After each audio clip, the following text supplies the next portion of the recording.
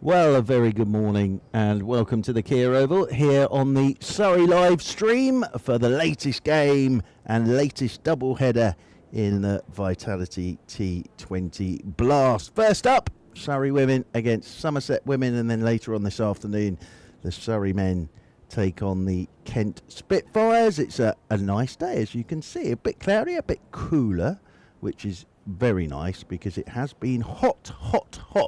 But today it's a bit cooler, and it's family day today, so lots of events going on around the ground, and probably good for the kids as well that actually it's not roasting hot here at the Kia Oval today. So we are looking forward to this, and first of all, let's go down and join Sam Keir, who has Jemima Spence with him. Well, I'm delighted to be joined by Jemima Spence to preview the first of our two Vitality Blast matches here today. Jemima, let's look at the season so far. Pretty good start with those wins, followed by a thrilling game down at the Utility Bowl. Where are you and the team in terms of state of mind and your approach at this point? Yeah, I think same as always with us. We're just looking to play a really exciting brand of cricket and come out and kind of put on a show for everyone. And I think, especially after the last game, you can see how much of a thriller it can be. So just keeping up that that kind of intensity that we always go out with. Yeah. And that's a message, is it, from the coaching staff to come out and entertain? Yeah, for sure. We definitely are quite an aggressive team in terms of like imposing in the field and then trying to hit a lot of runs with the bat. So yeah, definitely keeping that forward. Does the group feel pressure, having won the first edition of this Women's Vitality Blast, to come out and repeat the deed? I mean, I think I see it less as pressure and more as motivation. I guess flip the perspective on that. But yeah, we're definitely 100% looking out to lift that trophy again, for sure. Now, you've played some nice cameos so far. Your name started to get a bit of traction around the place, and if we talk about pressure, but obviously you see it as motivation. Is that the same with people starting to talk about Jemima Spence a bit? Yeah, I think definitely see it as motivation. I think sometimes it's easy to let that get to your head in a negative way, but no, just looking to keep focusing on the small circle of people that I know and trust to help keep bringing my cricket forward. And your journey to this point so far, obviously, you know, your long connection and people you know around here, who have been your kind of mentors in the Surrey setup so far?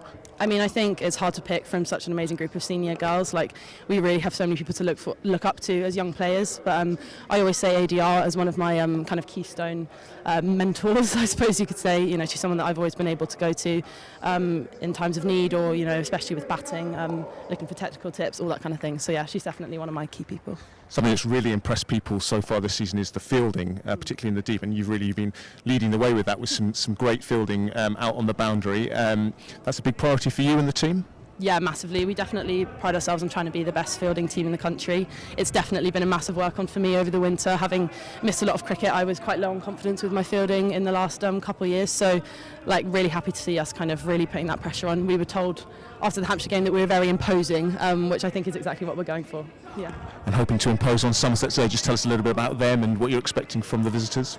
Yeah, obviously they're a strong team, and, you know, there's never an easy game, especially with T20 cricket. You know, it can always go either way. So we're just going to be looking to go out with the same mentality that we've had previously, and hopefully we come off on top. Lovely stuff. Well, hopefully have a good crowd here at the Kia Oval. That's our first match today, Surrey versus Somerset. Thank you, Jemima.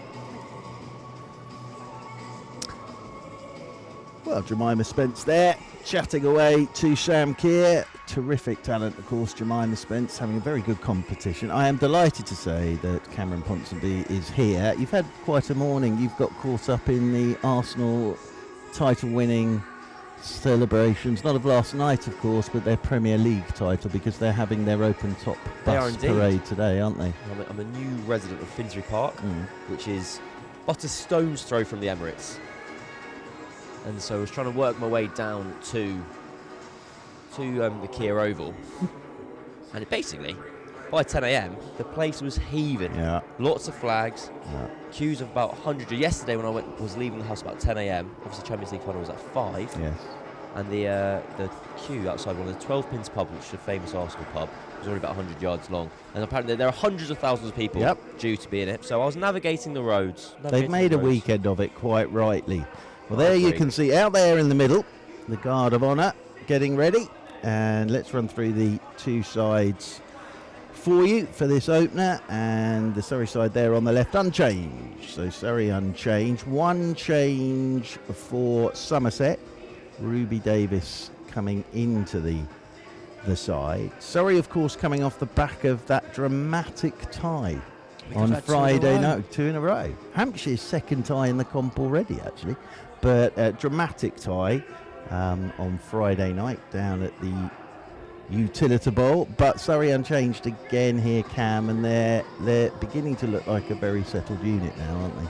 They are indeed. We thought at this part of the competition, with the World Cup about to begin, and also that development competition, there's a Lions tour where England are playing in India, that you'd see squad depth really tested, and that is happening. We saw Beckham Miles come in for her debut here earlier this week, but now 3 matches, 3 settled 11s, and unbeaten in that period of time as well. Absolutely. Now Somerset at the toss, won the toss, so Surrey will be batting. Somerset wanted to chase, so won the toss and decided to bowl.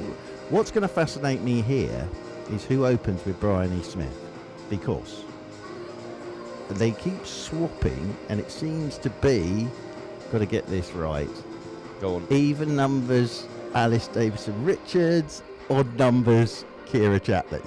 The other interesting thing was Laura Harris came in at 3 at the Utilita Bowl, so they bumped Laura Harris up the order, but I'm going to be fascinated to see if it is, because we're odd number, if it's going to be Kira Chatley with I can't think of any other reason, unless it's the attack they're facing. And but yeah, it was Alice Davison-Richards at the Utilita Bowl, and right, but Bryony Smith will definitely be opening because there she is. So the captain getting ready, who captained brilliantly, and it is Kira Chatley. So there we go. I think odd number games, Kira Chatley's opening. Even number games, it's Alice Davison-Richards. Would you find that a satisfying reason No, for the swap? I'm trying to think what else there is for the swap again. Whether it's the bowling attack, I don't know. Whether it's, hang on, let's look at Surrey. So Surrey, I'm just wondering whether it's away games and home games. Because ADR opened away, Kira's opened at home. And that also plays into the, now mention it every time, Yes, but when you're at boundaries. home, you can concoct your own boundary dimensions. Yep. And maybe Surrey can choose ones that they feel like they might get the most out of Kira Chatley. Yes, I think that probably is it. I think it is that Kira Chatley will open the batting in the home games, and Alice Davison-Richards will open up in the away games. But looking at Bryony Smith there, she captained brilliantly in the field. And again, what got Surrey a tie was their out cricket. And Rhianna McDonald-Gay kept her cool on that final ball, and the throw was perfect, straight over the top of the stumps. And that run out off the final ball at the Utilita Bowl meant that it was a tie game, meant that Surrey stay unbeaten. When I interviewed Bryony afterwards, she said, I don't really know how I should be feeling after that. But I think probably in the cold light of day, probably actually not too unhappy with the tie and a point. And there the Somerset side getting themselves ready for action, having won the toss and decided to bowl first. Good crowd in already. And as I say, family day today, young Cam. So lots of events going on. Lots of events, yes. Some might interest you later in the interval. You and I could go and have a little bowl. And I think there's one of those bowling. I was going to ask. I didn't know whether I wanted to put you on the spot about what type of events were on offer. I saw the sort of net being put up. So yeah, as our umpires are making their way to the middle now. But Chatley and Smith just having a bit of a natter there before they get out to the middle, all very relaxed. You ready for the fireworks? Yes, they're there. Here we go. As they go through the guard of honour, and the flag's being waved. Ooh. Well, It's been a misfire. yeah, maybe they're invisible ones. I don't know. So out comes. Oh, there they go. There they go. They waited for Bryony Smith and Kira Chatley. I think that gave Bryony Smith the fright of her life there. Those fireworks. So out they come to the middle. Same pitch as we were on. When were we last here?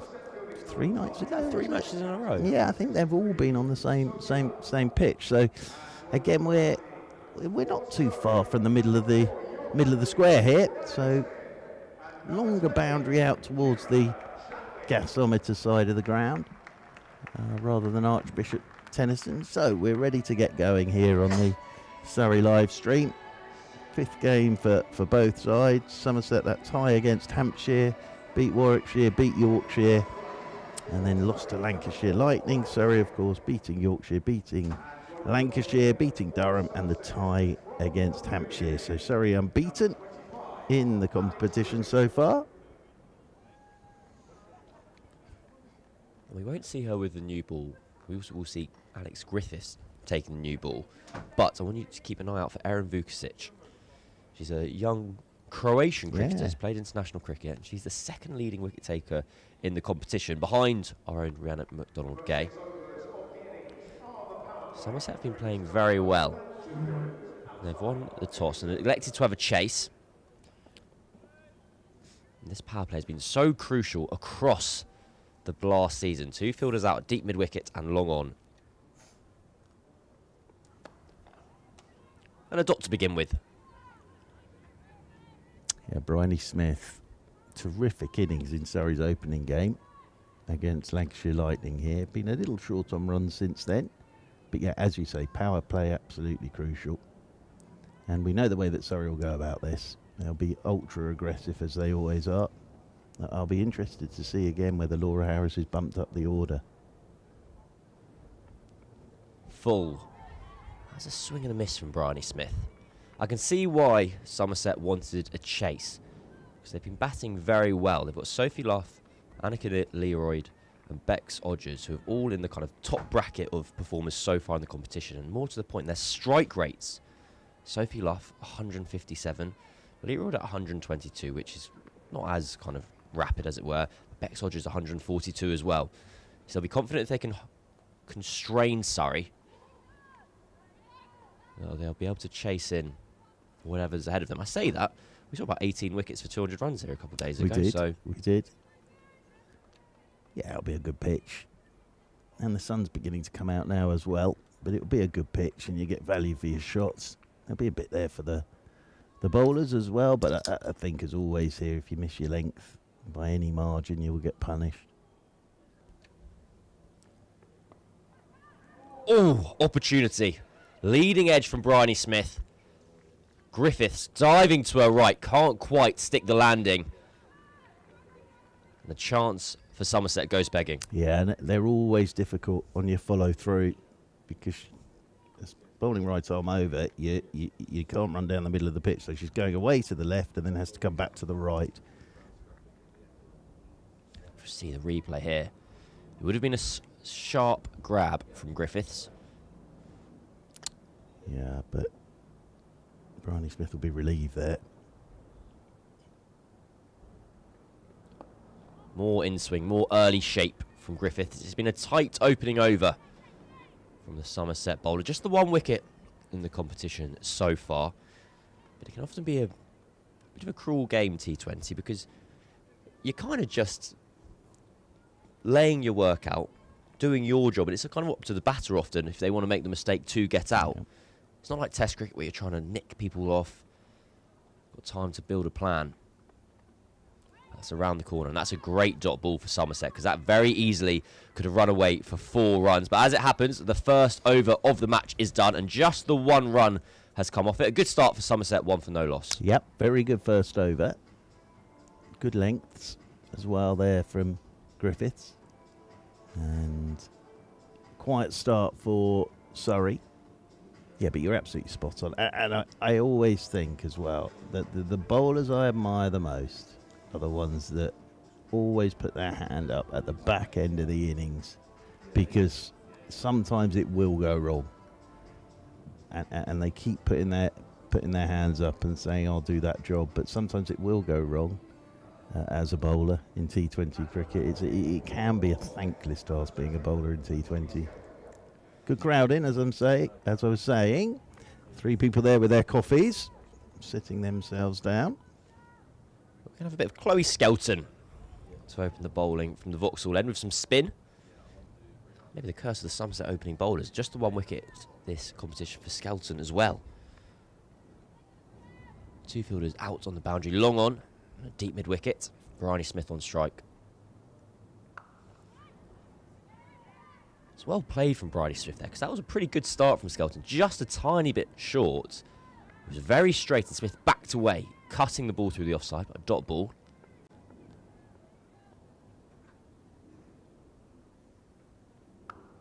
Goes to cut again. And another dot ball. I don't know if Skelton can really blink here too much. I don't know how much fuller you can get before potentially being risked getting boxed back over your head. I've always thought Skelton's got a lovely action as well for off spin, and that second ball turned. Much fuller. 3 dots in a row. So this is a fantastic start. That's only getting better for Somerset so far. Something's going to happen in this over, isn't it? 3 dot balls now. Bryony Smith 1 off 7. If I'm deep mid-wicket, I'm warming up my hands here. Another missed cut shot. Well, misfield. Just allows the pressure to release ever so slightly. And Skelton, he's got some big sunglasses on, but I think he's protecting a pretty deathly glare at her fielder at cover. She will be so annoyed with that. Somerset will be so annoyed with that as well, because they are right on top of these two at the moment. But still think something could give in this over either way.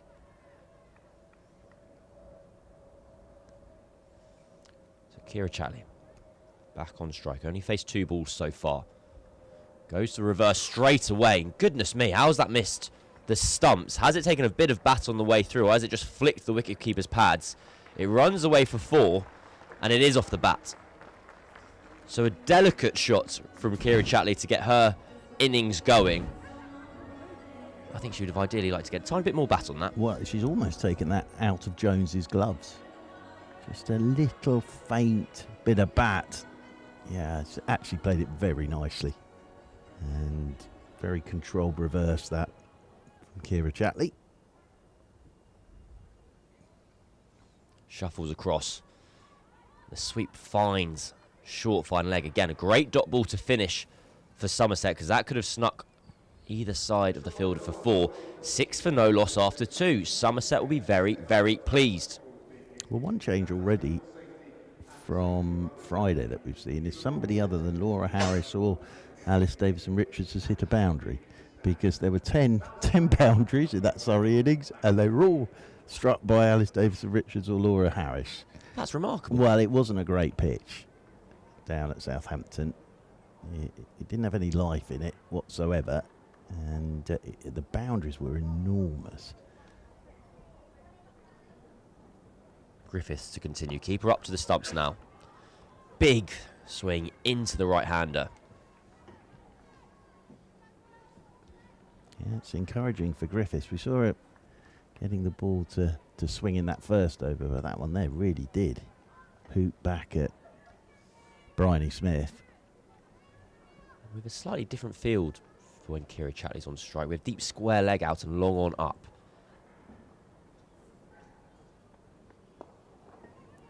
Single taken to the leg side. Change of field, it probably reflects that Somerset consider kind of Bryony Smith probably a more powerful player, so you want to have your straight fielder back. Kira Chatley stronger square of the wicket. Yeah, and if she's just going to keep swinging the ball back in like this, then it makes perfect sense to have 2 on that leg side boundary. Smith gives herself a bit of room, and another misfield. Well, this is an area where Surrey have been so much stronger than their opponents of late. That's a bad one, because that was a dot ball that's become 4. And again, Bryony Smith is on 3 off 9 at the moment. Now 7 off 10. Should have been 3 off 10. Somerset have both had a fantastic start, but will also be kicking themselves. Yeah, and again, it's just these little things. And that's not great, you have to say. And the bowler will be livid with that, as I think probably will the coaching staff sat in the dugout. Lifted high. Should land safe, and does. It'll just be 1. Kira Chatley thinks about coming back for 2. It's not been Bryony Smith's most aesthetic innings so far. Just struggling for a bit of rhythm. Yeah, just trying to find her timing at the moment. But with that boundary as well is an absolute gift, isn't it? Because she is struggling to find her timing and mistime that shot, and then you suddenly pick up 4. Tucks round the corner, another misfield. This will go for 4. More good proactive batting from Kira Chatley. Not the simplest of stops for the fielder at short fine leg. It sneaks past Lola Harris's left. That's 4 more. Well, it's Somerset now. That's 9 runs they've gifted Surrey, and it's the basics really there. And I would, as I say, bowler will be livid, coaching staff will be livid. Full, clipped into the leg side. Oh, sorry, think about 2. Nope.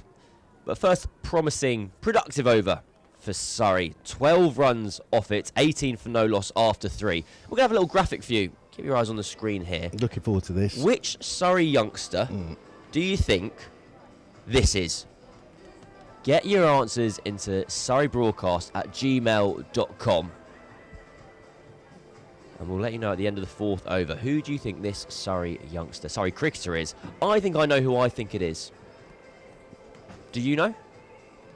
I'm not sure I do, actually. I'm trying to get some clues there. I'm trying to get some clues from what the sponsor was on the shirt as well. Just getting some clues. Getting some clues. Why have the sponsors give you a clue? Well, it would probably tell me what year it was. Yes. Do you see what I'm saying? You're working backwards. I'm working backwards. Olivia Barnes into the attack. With some left arm spin. It's a lovely start. Big appeal. Gone. That was straight. That was out. That was Somerset and Barnes' first wicket. Kira Chatley looking to be proactive as always. Shuffled across her stumps. Got the sweep shot out. But Barnes has just landed it beautifully on a length. Somerset have their first. Yeah, and a nice start for Barnes, the first delivery of the game. But as you say, Kira Chatley is always looking to be proactive, getting across those stumps, looking to sweep. But yes, I think if you want an example of what is LBW, this is LBW. That leg is before the wicket. Well, it's bang in front of middle stump, so it's not missing anything there. But a nice start for Barnes. I'll tell you something that's worth keeping an eye out for. The standard of sunglasses in the Somerset field. We've got some really punchy sunglasses coming up. Well, I'll distract myself. Break away from my Somerset sunglasses tangent. We have another reshuffle of the order. Paige Schofield promoted to number 3. Talk us through it. Well, I think probably for her, she's been opening in the 50 overs. In the T20, she hasn't really made a score as yet. So she has got plenty of overs here to bat, has Paige Schofield. But she hasn't really made a score yet in this comp. That's beautifully bowled. Appeal for a stumping as well. Sharp work behind the stumps. I'll tell you what, Olivia Barnes has started with 2 beauties. It's an absolute perler, and it's turning. It's interesting. Turning. Just thinking ahead to this game and the men's game this afternoon, spinning. That did turn. Well, it makes sense. If it's the 3rd time we're on the track, it's going to be getting a bit tired. Yep.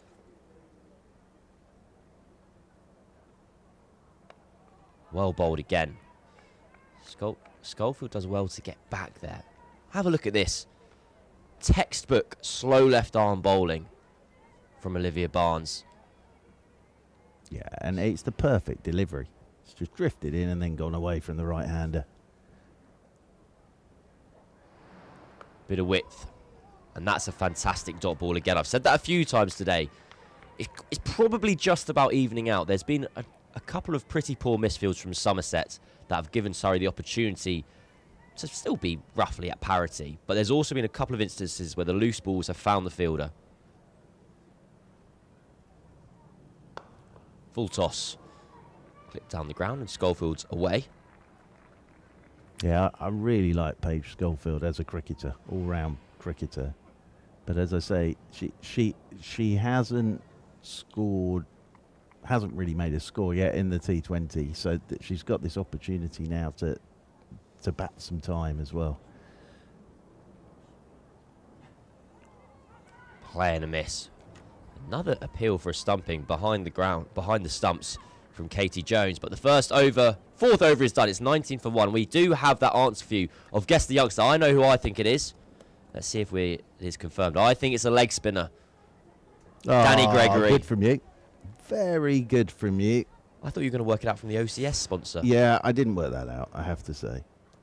But that's great, isn't it? And there are these throughout the day to test you. Should have had one of you. That would have been nice. Excellent. There must be a photo of me kicking around there the indoor centre or something. Oh, there has to be. But no, this is a nice start from Somerset. And I think as well, what we're already seeing is there is going to be turn today on this surface. So that will make this a very interesting game. That's short. Helps around the corner. No run. It does, however, slightly bring into question Somerset's decision to bowl first. 'Cause it feels like if it's spinning now, it certainly it's does. going to keep. And this might be another low score chase.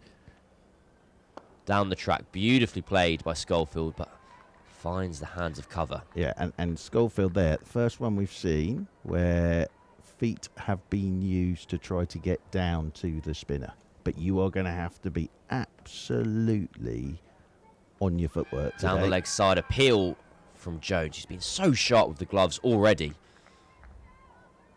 Yeah, that footwork, if you're going to come down on this to try to get to the pitch of it, your footwork has got to be utterly decisive. Full toss. That's hammered away. A freebie from Chloe Skelton. And that just relieves a little bit of pressure for Schofield as well. The run rate's at 4.9, but I think you're right, Mark Church. I think we're not looking at a game where 150, 160 is going to play 150, 160. Unless someone comes out like Laura Harris and just smashes it, I think this is going to be manoeuvre yourself to a total.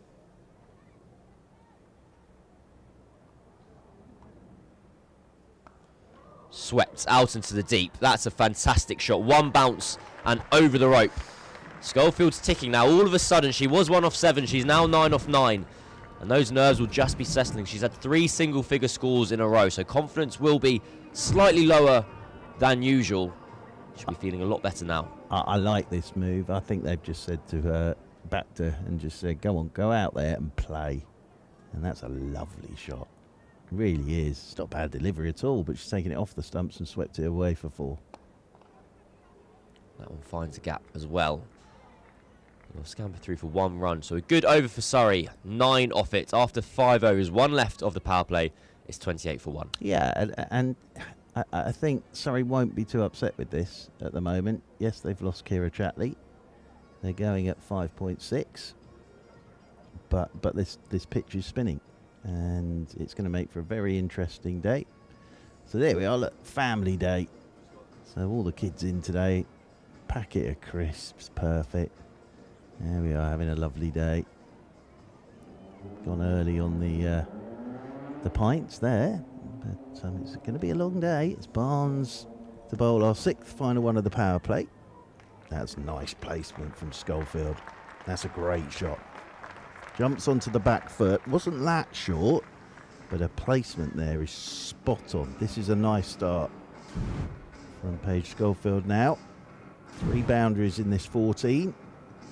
This, just jumps onto the back foot, gives herself a little bit of room, but it's all about the placement there, and over the boundary rope, and away for another 4 runs to Paige Schofield. Down the pitch she comes, doesn't quite get to the pitch of this, and they'll get a single. Hand on it, ricochets away. 1 more to Schofield. It's getting nice drift. I know on the angle she's coming around the wicket, so I get that bit, but she's actually getting some nice drift on this as well. I think that was the arm ball. I think she's just rolled that off her finger and it's kept going, which might be why Schofield's having a little chat with Bridie Smith. A slight field change as well. Another fielder's hopping over to the leg side. I want Barnes to go back to that stock ball she started with. There was nothing wrong with that at all. Oh, Bridie Smith, has she gone? Caught behind, she has. And it's a nice bit of work behind the sticks. stayed on that back foot, looked to cut, little outside edge. Very nice bit of work by Jones behind the stumps. Beautiful bowling for Barnes again, because she's got that to bounce. And it's just a thin outside edge. 2 for 6 now for Barnes. 33 for 2, but look at that bounce. Lovely, lovely bit of bowling. And stayed on the back foot, did Bryony Smith. Pretty full delivery, but just a faint outside edge, and nice bit of work by Katie Jones behind the stumps. So the captain goes for 8, and Alice Davison-Richards, whose birthday it was on Friday. Alice Davison-Richards.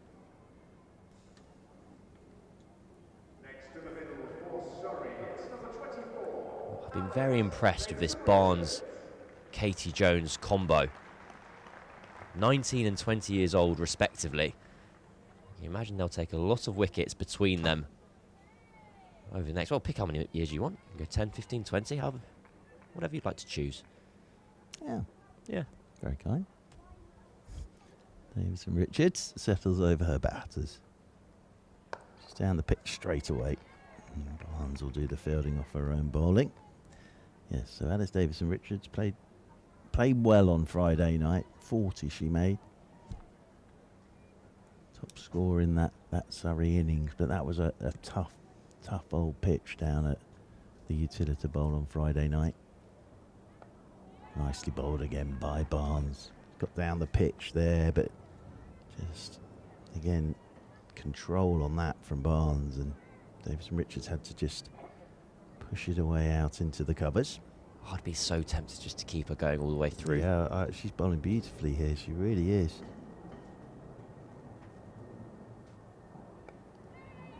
Single here for Davison-Richards. Nicely played.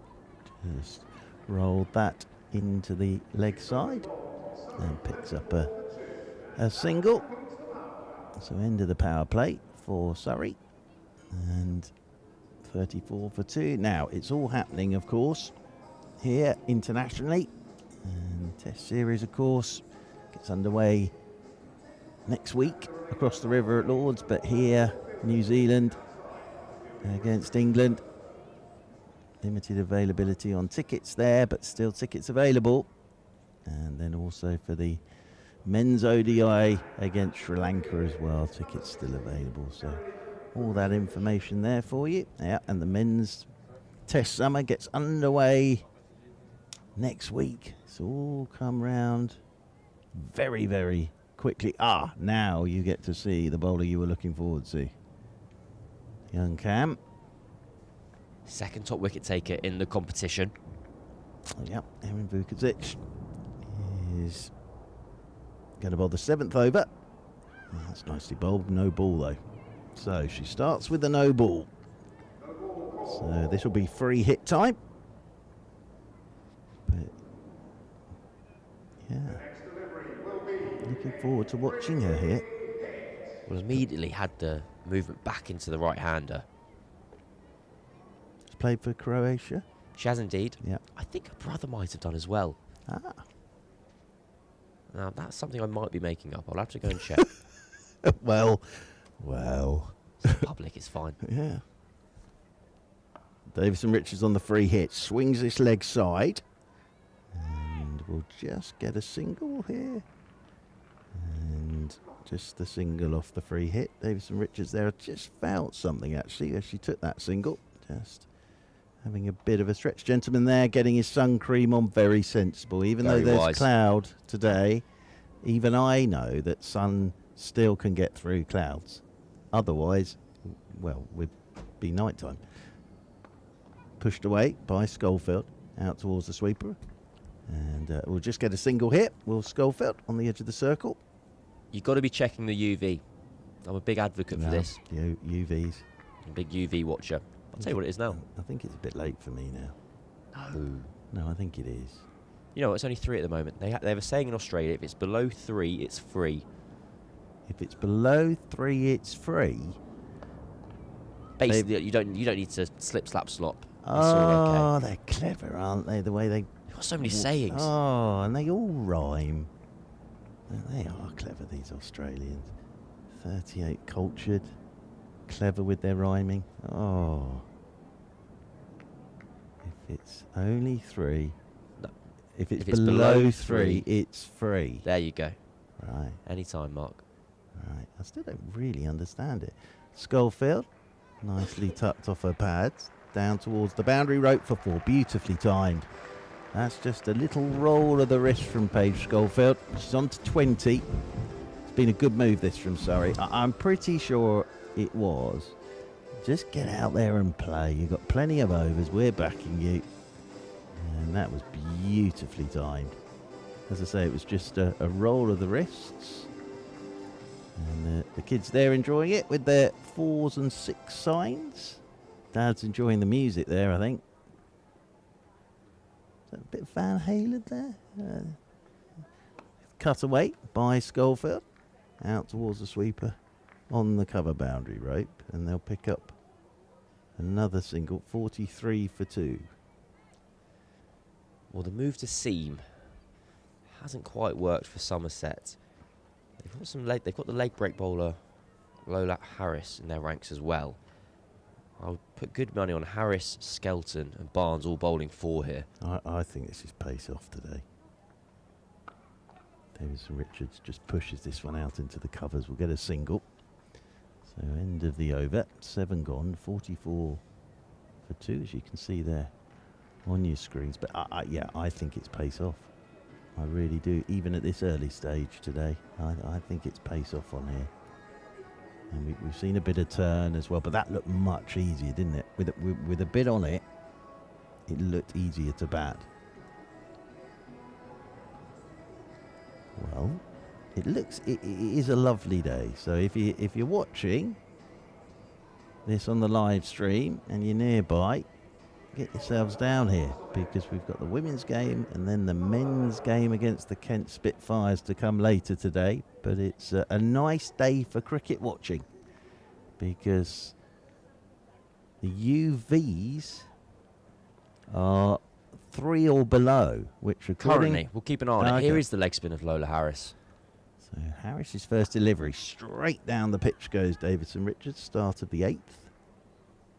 And a single for Davison Richards. I've also done the relevant research. Vukasic's brother has indeed played for Croatia. Not only has he played for Croatia, but he captained them as a 17-year-old, becoming the youngest international captain in history. That is good from you, I'll give you that. As reverse sweeping Schofield, very nicely played, well fielded as well, because had to dive away to her left there, did Ruby Davis. As coming back is Schofield, just had to get her skates on and put a dive in there. But she's safely back for a couple. Moves on to 23. And he's called Zach as well, is he not? He is indeed. Yes. He plays a bit for Somerset second 11. Still only 18. So a talented family. The Vukasic's. Oh, Schofield's looked to drive here. Thick inside edge, back onto her front pad. Could have easily dragged that onto her stumps. Nicely bowled, that by Harris. Just tossed it up. To absolutely melt that through the offside, did Paige Schofield. But thick inside edge, back onto her front pad. Now she's sweeping. Out towards deep mid-wicket. They're going to come back for 2 again. It's good running. Very good running. Came back on the throat. So 2 more to Paige Schofield. She's on to 25.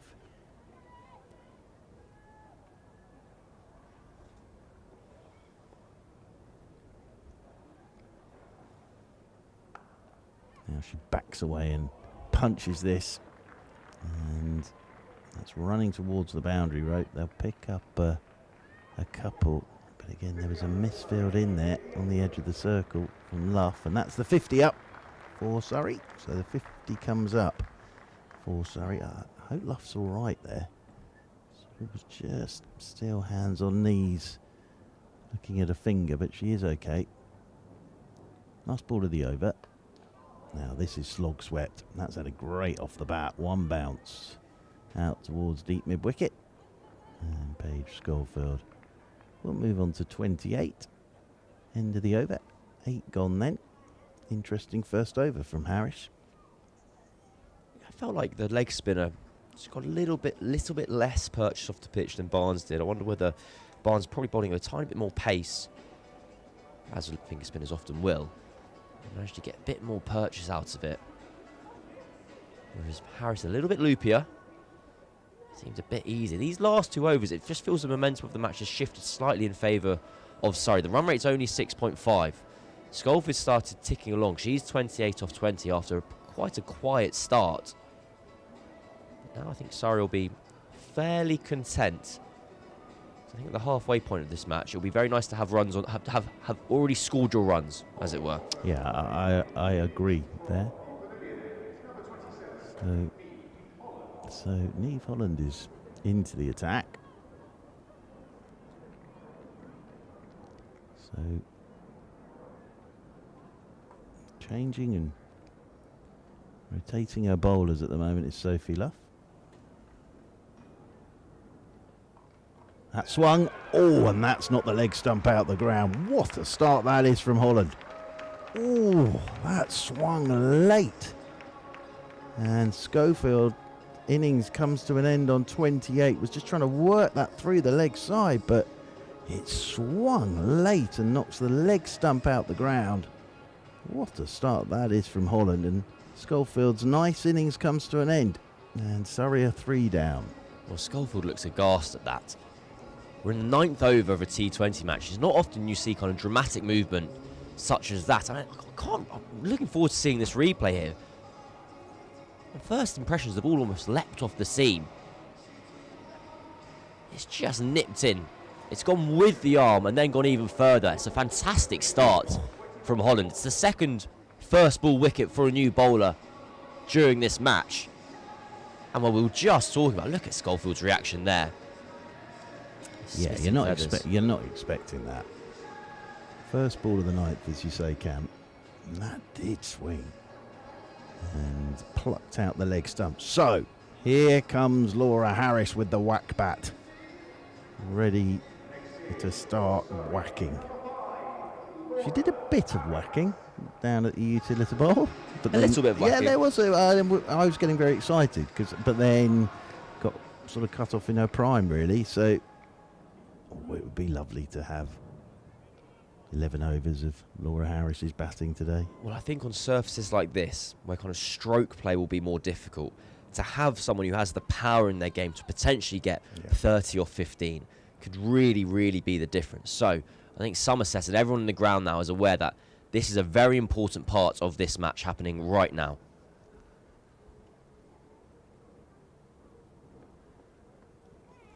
Beats the edge first up, Holland.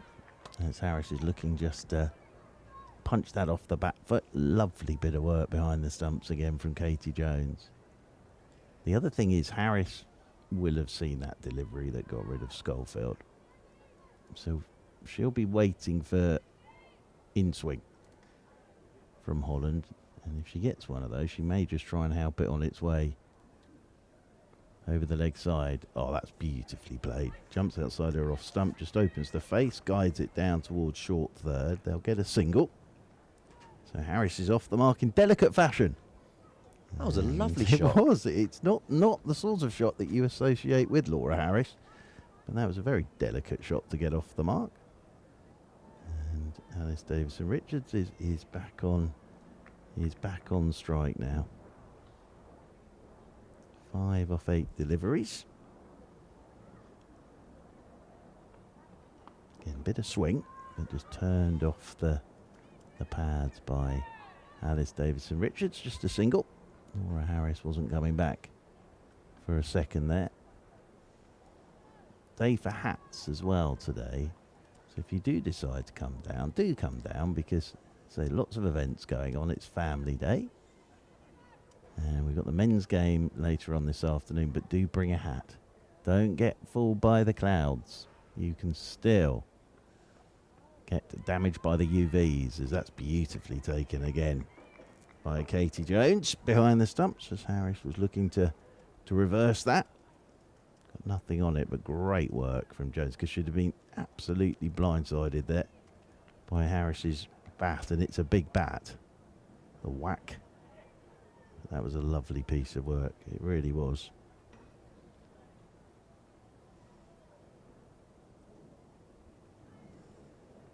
Final ball of this ninth over. And whoa, that swung, but that's swung too much. And Jones has got absolutely no chance there behind the stumps, and that's going to go for 4 wides. Well, that's a heartbreaker for Somerset.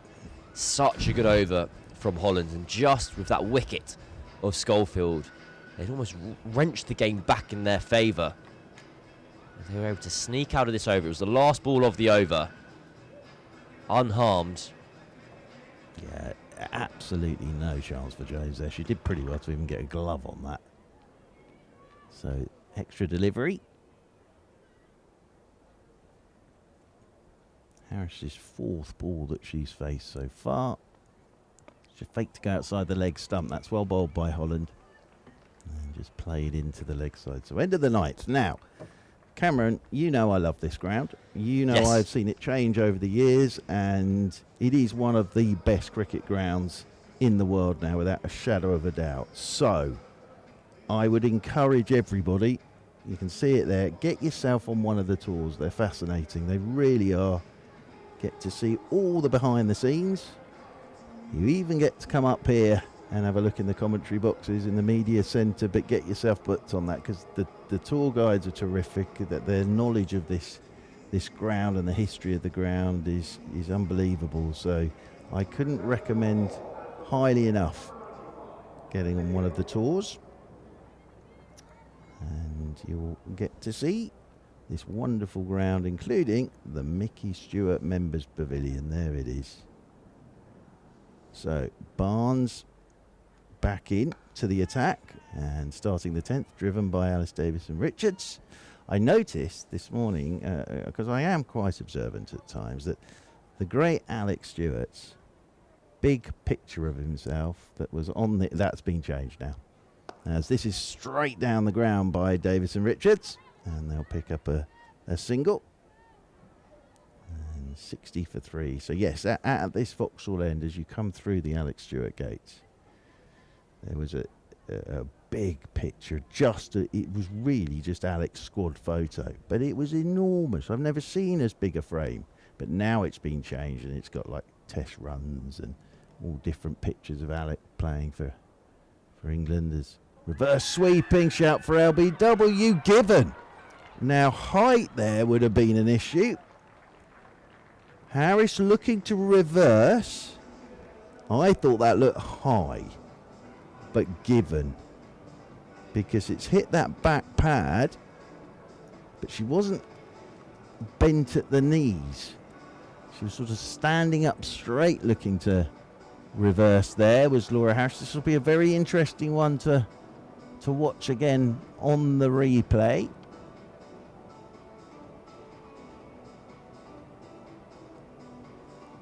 Yeah, seeing it again, it is turning.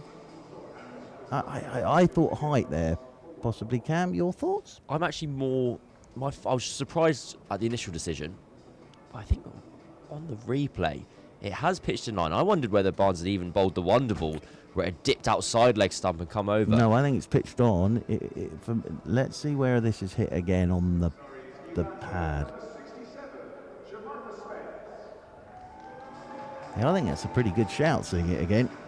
I think that's a pretty good shout, seeing it again. I thought it hit her higher up, but those knees were bent, and that's hit about the knee rock. I think that's a pretty good shout.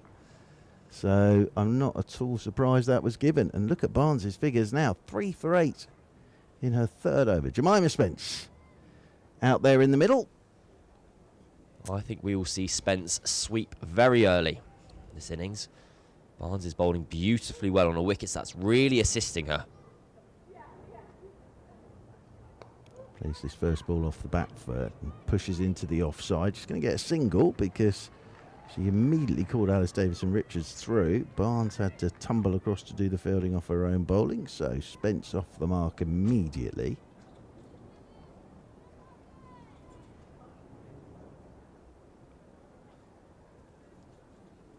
hard going this at the moment. Barnes bowling beautifully. Ooh, just on leg stump. Davison Richards might feel she's missed out a touch there on the sweep. Just hit the pad and rolled away. But yes, seeing it again, I think that's a pretty good shout on Laura Harris. I thought she was stood straighter. I didn't think she'd bent at the knees as much as this is pushed away by Davison Richards into the offside. She will get a single. It's the end of another very good over from Barnes. Look at those figures. 3 for 10 off 3. Perfect. Halfway point. 62 for 4. But this is that wicket again of Laura Harris. And you'll see that it hits on the knee roll. Pitches on. Yeah, that's leg stump. That's pitched on leg stump, spun, and that's hit the knee roll.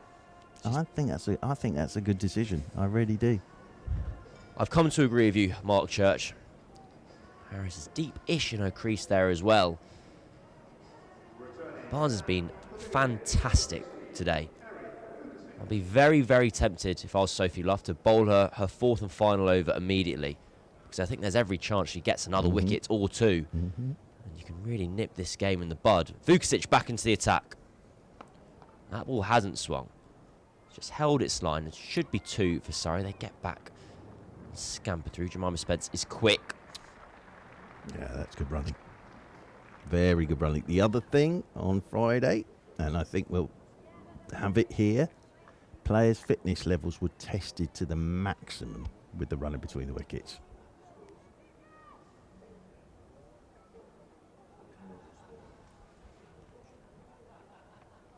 Swing and a miss. More good work behind the stumps from Katie Jones. Played for England under 19s. Very, very highly thought of. It's just beautiful glove work, isn't it? The other thing is, what I love about that is bails are off in a flash. Davison Richards is aware of that back foot with keeper up. Great work. Locked into that crease. Look how deep she is in the crease. This is a trait of Davison Richards' batting. She's often batting with both her feet in the popping crease. Yeah. How she doesn't accidentally tread on her stumps half the time, I'm not quite sure. Well, and the other thing here is that's because you've got a very good keeper.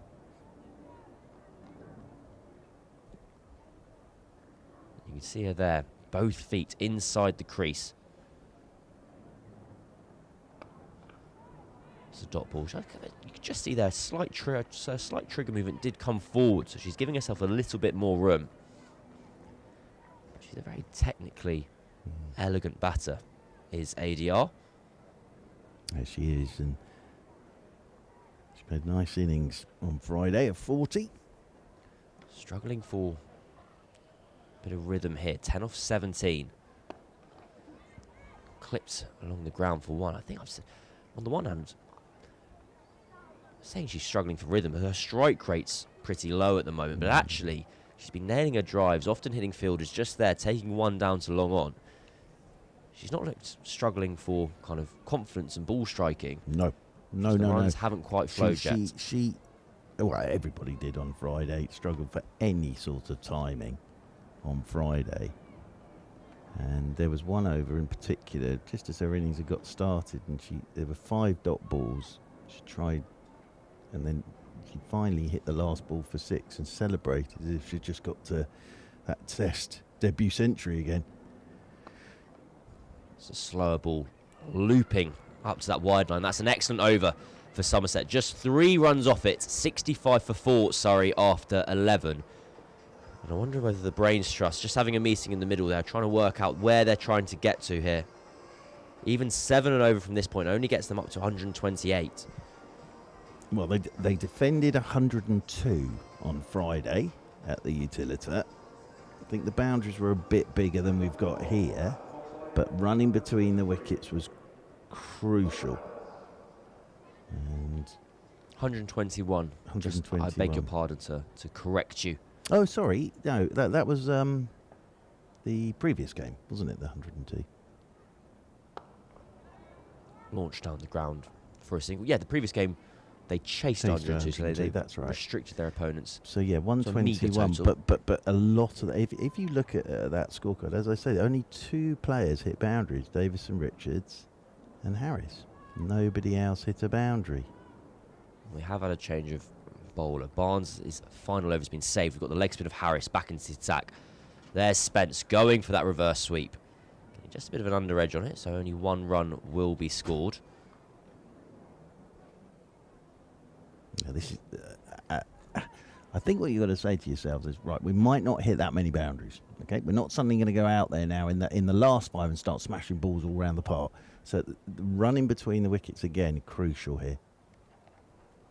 It's a lovely sweep shot from Davidson Richards. She's very proficiently scoring 1 runnable currently. That's fine at this stage. Fine, absolutely fine. But what you might have to do to get up to your 6-7s, you might have to do that through hard running every delivery.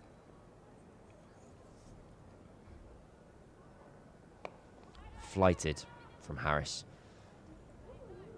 Spence is able to take another single. So 4 consecutive singles in a row. It might not be spectacular, but if you can pick up 6s, the odd boundary here and there, and get it up to the odd 10. Lifted down the ground. Diving efforts at long on, but it sneaks past the fielder for a 1 bounce 4. And that just eases some of the pressure for Davidson Richards. 8 runs off this over. It's good from Surrey, this. So you've gone 4 singles, boundary, single off this one, that's fine. 9 off this over, that's fine at this stage. It's just good cricket from Surrey here. Short. ADR's just missed out there. That could have snuck through the ring and been a boundary, as it happens. At the end of the 12th over, it's 73 for 4. Most importantly, Mark Church, I've been returned my sunglasses. Oh, I am pleased. How have you got through without them?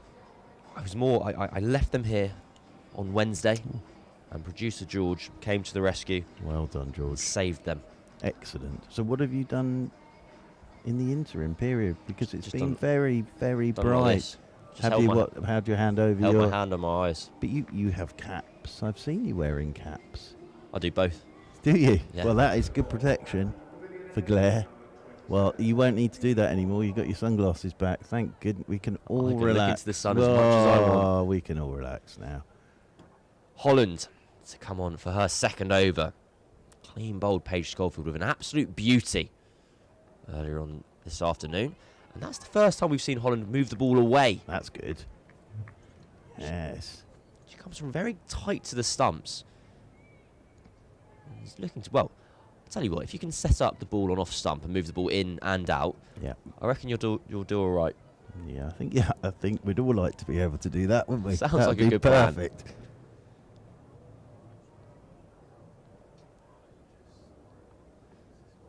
Spence goes for the reverse. Doesn't quite sneak through. She premeditated that so early, being in position. Oh, that's hurt. That's hurt, Jones. And that throw, it looked innocuous, but it was on the half volley. I think she got that straight on the end of her finger. There you go, Spence, just trying to catch up with the ball. She's 4 of 6 and has played a lot of cricket for those 4 runs of 6 balls.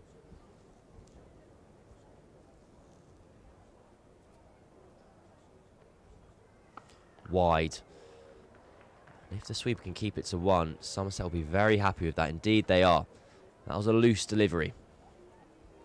It's one of the quirks of T20 cricket. You normally get it with spinners, especially wrist spins. They're trying to bowl cut balls. They're trying to bowl the best ball to be hit for 1. And sometimes muscle memory takes over for batters and goes, right, rock back, cut that out to the sweeper. Yep.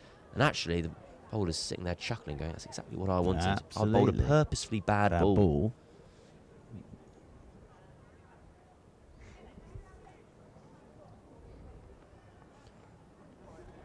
That will be a wide. Brilliant Spence. take.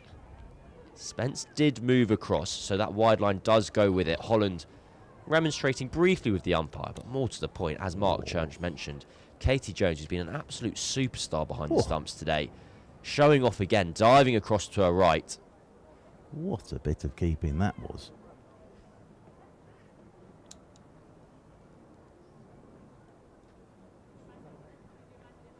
Slower ball. More good glove work.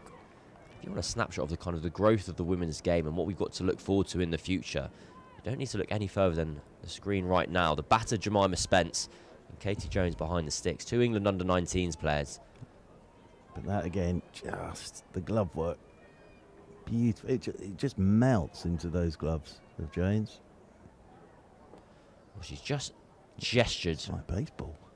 It's the bowler. Points out her toes. Yorker coming up. Well Not bowled. quite. Spence goes for that reverse ramp again. I like this.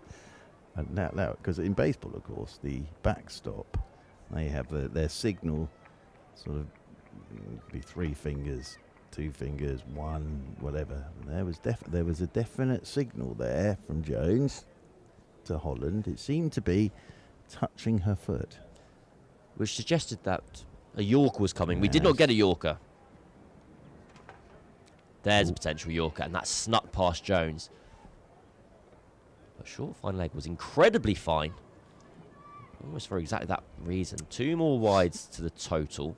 One of my, as it's family day, a family film for everybody. Well, is it a family film? Let's find Well, out. anyway, it's one of my favourite films ever, Major League. It's starring Charlie Sheen and Tom Berenger. It's all about a baseball team. Driven to cover, and that's a great dot ball. That phrase has snuck into my vernacular today, but after 13 overs, the score is 78 for 4. And I want you to tell me more about Major League. Well, it's a terrific film. Charlie Sheen is sort of the wild card pitcher, where they find out about 3 games in that he can't actually see properly, so they get glasses, and that helps. But Tom Berenger's the old stager, and but it's his signals as well to Charlie Sheen about what pitch he wants. And there was definitely a little signal there from Jones behind the stumps. So, yeah, great film. Wonderful. I really enjoy I'm not a massive baseball fan, but I do enjoy baseball films. Yeah. 42, of course, about Jackie absolutely. Robinson. Oh, The Natural. Watch The Natural with Robert Redford. Robert Redford. I will do. You'll Chloe cry. Skelton back into the attack. I'll cut you off though. Sorry, no. I was just going to say, have some tissues next to you, because you'll cry. It's like Field of Dreams. I can't get through that. Well, at end of Field of Dreams, I'm sobbing. Absolutely sobbing, starring Kay Costner. Oh, scene where it's his dad. Cam. Just bunted into the leg side. There's a baseball terminology for you. Very good for you. Thank you very much. Seamless. Well, as it's family day, Field of Dreams as well. Now that is a family film, and it's a heart warmer. That one. Short. Spence just swivels on it. 6 off 10. Both batters going along at less than a run a ball here, but there have been a number of wides from Somerset in this innings. 8 on the total so far. 5 of them came in 1 ball. That's wallops down the ground. You see, I think this is all right for Surrey at the moment. Okay, boundaries, the odd one here and there, but if at this point, as long as you still pick a single up every ball, then I think that's okay at this stage, with the odd boundary thrown in at this point. Spence playing that unusual, almost back foot sweep slash pull shot. Yeah, but she's kneeling down, isn't she, really, to play that? Very nicely played. But yeah, again, a single here. Ideally, if you can find a boundary, then great.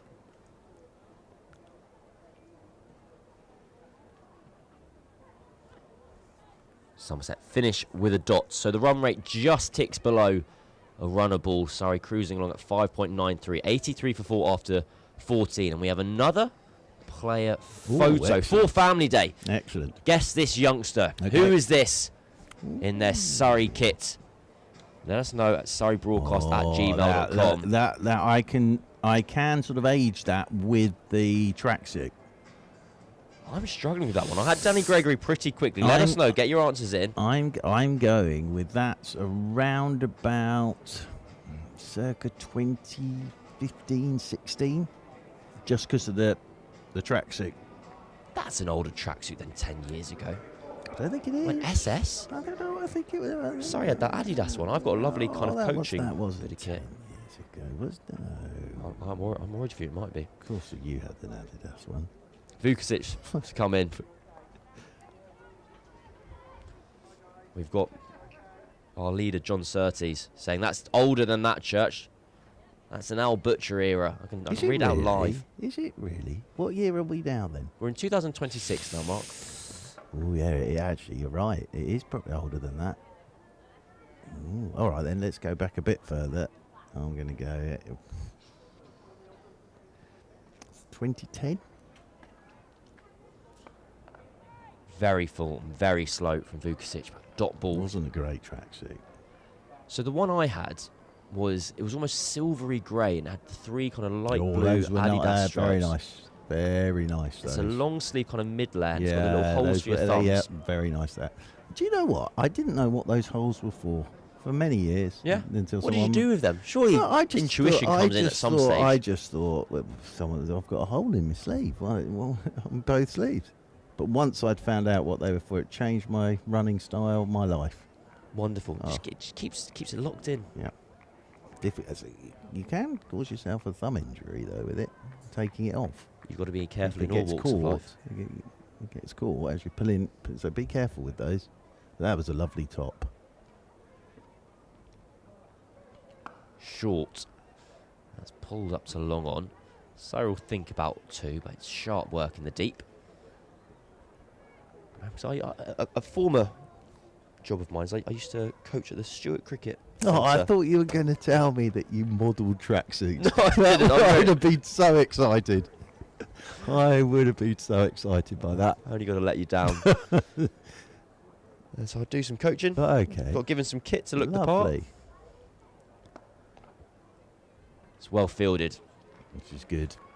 From Somerset. Somerset, they've been tighter in the field the last 10 overs. They started sloppily, I would say. And where would you be? Where would you be happy to get to if you're Surrey? Would you shake hands for 130 right now? Yes. I think it's going to be a tough old chase here for Somerset.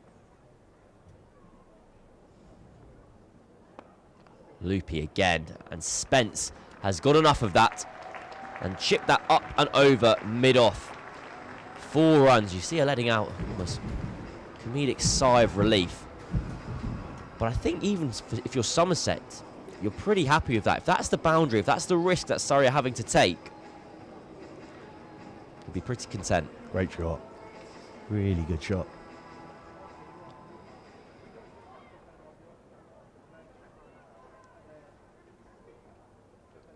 Last ball of the 15th over. That's lifted up Better. into the deep. Will that be caught? No. Oh, dear. And it's gone for 4. Oh, dear. Just when you thought Somerset were improving their outfield work, Alex Griffiths puts down a very simple chance in the deep, and it's another boundary as well that just allows Spence to gather her own momentum. Well, Somerset won't want to see this one back. Hit out towards the biggest part of the ground. Oh. It was a clean connection. Yeah. Lines fluffed. That's got to be taken. It's got to be taken. And it also went for 4, just to hurt even more. Well, we've got an answer for the earlier question of which Surrey youngster was this. I think I know. I think I've got a guess. Will be correct. It is Brian E. Smith. There you go. And I was following your logic of placing the tracksuit. So I have that as circa 2005. And I think Brian E. Smith and me are kind of similar-ish age. It's well fielded at cover.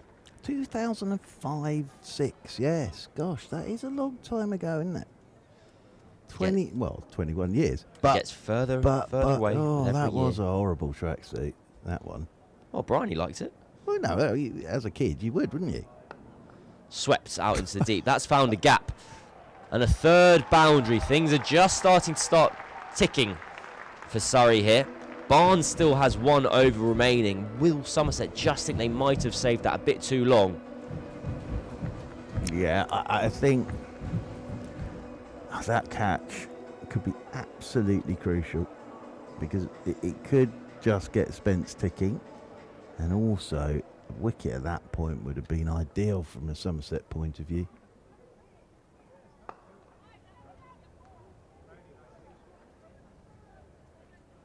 Yeah, their out cricket's not been great. Their bowling's been really good, and the keeping of Jones has been outstanding.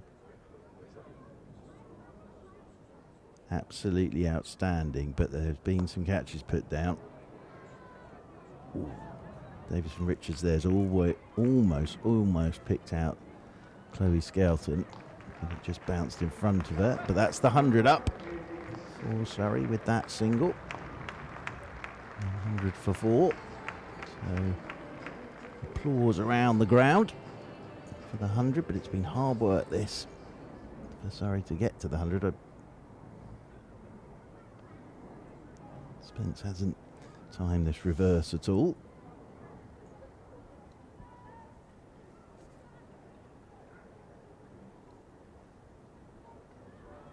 Davison Richards 23 from 31. Spence 21, about to face her 19th delivery. He's got a top edge on the sweep. It's gone ballooning over the top of Jones, and she'll get a single off the final ball of the over. So 4 gone, 4 left. Apologies, 101 for 4. Sorry. These two are best mates, aren't they? Davison Richards and Spence. They're good mates in the Surrey dressing room. They've appeared on the first Under the Hood episode. With Kate Mason. It's a new video Nice setup, podcast. that. Looks very snazzy. Very snazzy. Nice production values on that podcast. You'd expect nothing left. Yeah. Nothing else, nothing less. And that available on Apple, Spotify, YouTube, and all good podcast providers. That's really good. And if you're thinking, I can't do another podcast, I've got so many on the go. It's a 4-part series. Lovely. So be self-contained, rattle through it, have a lovely time. Lovely. Holland. And that's a good shot. Starting this 17th over, and Spence just down on one knee and ramps it. With keeper Jones up to the stump, ramps it down to the boundary rope for 4, and that drop. It's beginning to look more expensive. The partnership's worth 45. Very nicely played that by Spence. Terrific. Bit of play there from Jemima Spence. Actually let the bowler do all the work for her really there. Full toss. Get a single out to the sweeper on the cover boundary rope. Just going to have a little look at boundary count here. I can do that for you. Oh, thank you very much, Cam. How many boundaries have Surrey struck in this innings so 11. far? 11, so 44 out of 106.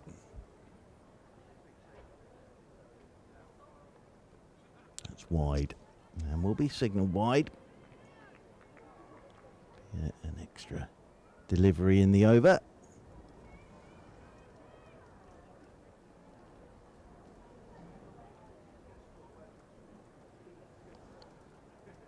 Actually, the players' kits and tracksuits these days are fantastic, aren't they? Slower ball here from Holland. Get a single out to the edge of the circle with Davison Richards. I think Davison Richards has done Holland a favour there, because that was a very, very wide ball. They've got 1 run. They could have had the extra ball. Could have done. Spence comes back on to strike. But compared to some of the tracksuits of years ago now and the kits, these ones that are these days are fantastic. Spence drives that straight to cover. Won't get a run on this occasion. To be honest with you, some of the shirts were so big and ill-fitting that I think during the winter players were using them for their curtains or extra blanket on the bed, whereas now they're all perfectly fitted and look good. As driving is Spence, it's up-ish off the toe end, will get a single. Holland's come back very well in this over from that boundary off the first ball. Yeah, there's been the wide in there, but since then it's just been 4 off the over since the boundary off the first ball, so she's come back very nicely. It's the final ball of the 17th over. Goes across her stumps here, Davison Richards, big shout, yeah, that looked out. And got right across her stumps. And I think that's hit her bang in front, and Davison Richards goes for 24.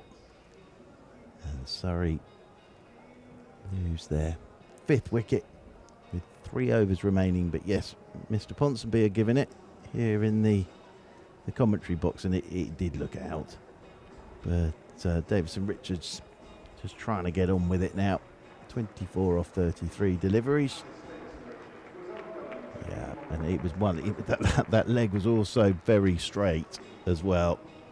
So she gave the umpire a good look at her pad there, and Alice Davison Richards. But that was a good over from Holland after being struck for the boundary off the first ball of the over. Well, she shuffled across her stumps, and she stood in front of all 3. And it was straight from Neve Holland. One of the easier decisions that the umpire will have. Now, if I was Somerset, I'll be bringing Barnes immediately back into the attack. And as it happens, there she is.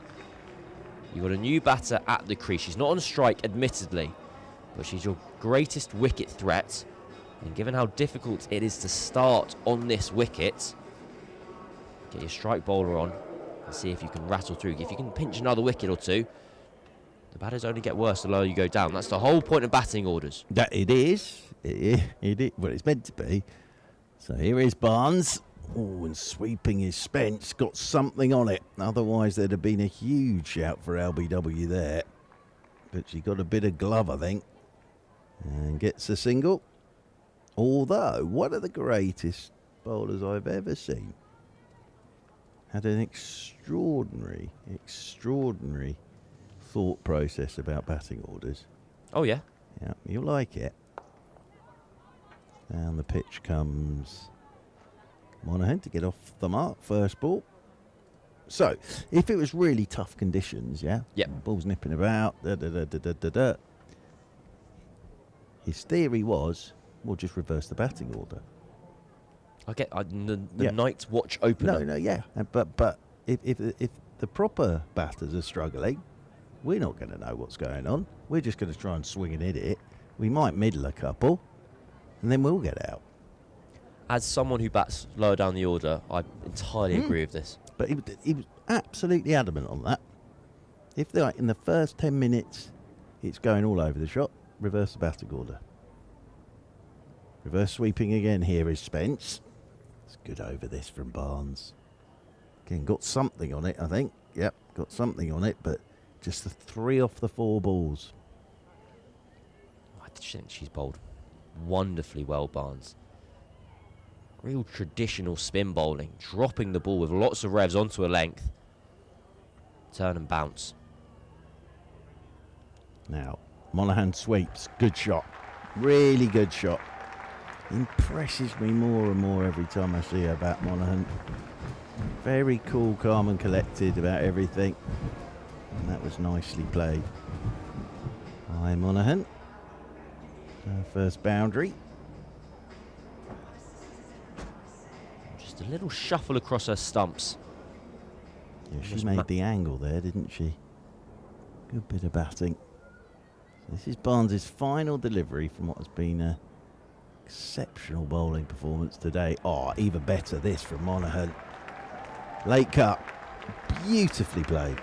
Beautifully played. And Barnes' figures are slightly ruined. Well, not ruined, but not as good as they could have been with 2 boundaries off her last 2 deliveries. Lovely bit of batting that from Monaghan. 2 to go then. Now, there's me talking about all these beautiful kits and all the great shirts. And we're seeing the Surrey Duck Egg Blues out there. Well, get yourself some Surrey merch. And as I say, there's some brilliant stuff in there now from the New Era and 47. And get yourself online, have a look at all that. And look, there's some of the crowd in there. Surrey kit.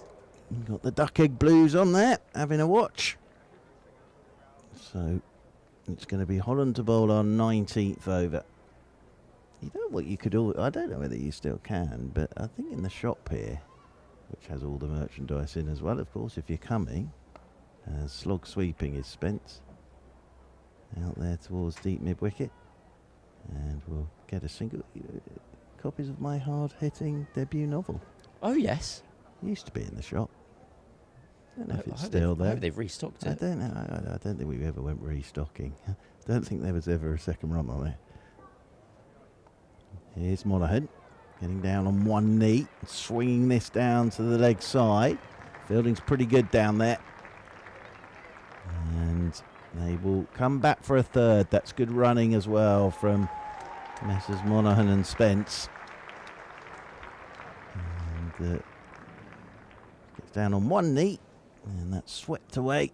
And fielder comes around. I think she's done Just all right. about. Yeah, Yep. I think she's done really well there. I think just about got the hand on it before that knee hit the rope.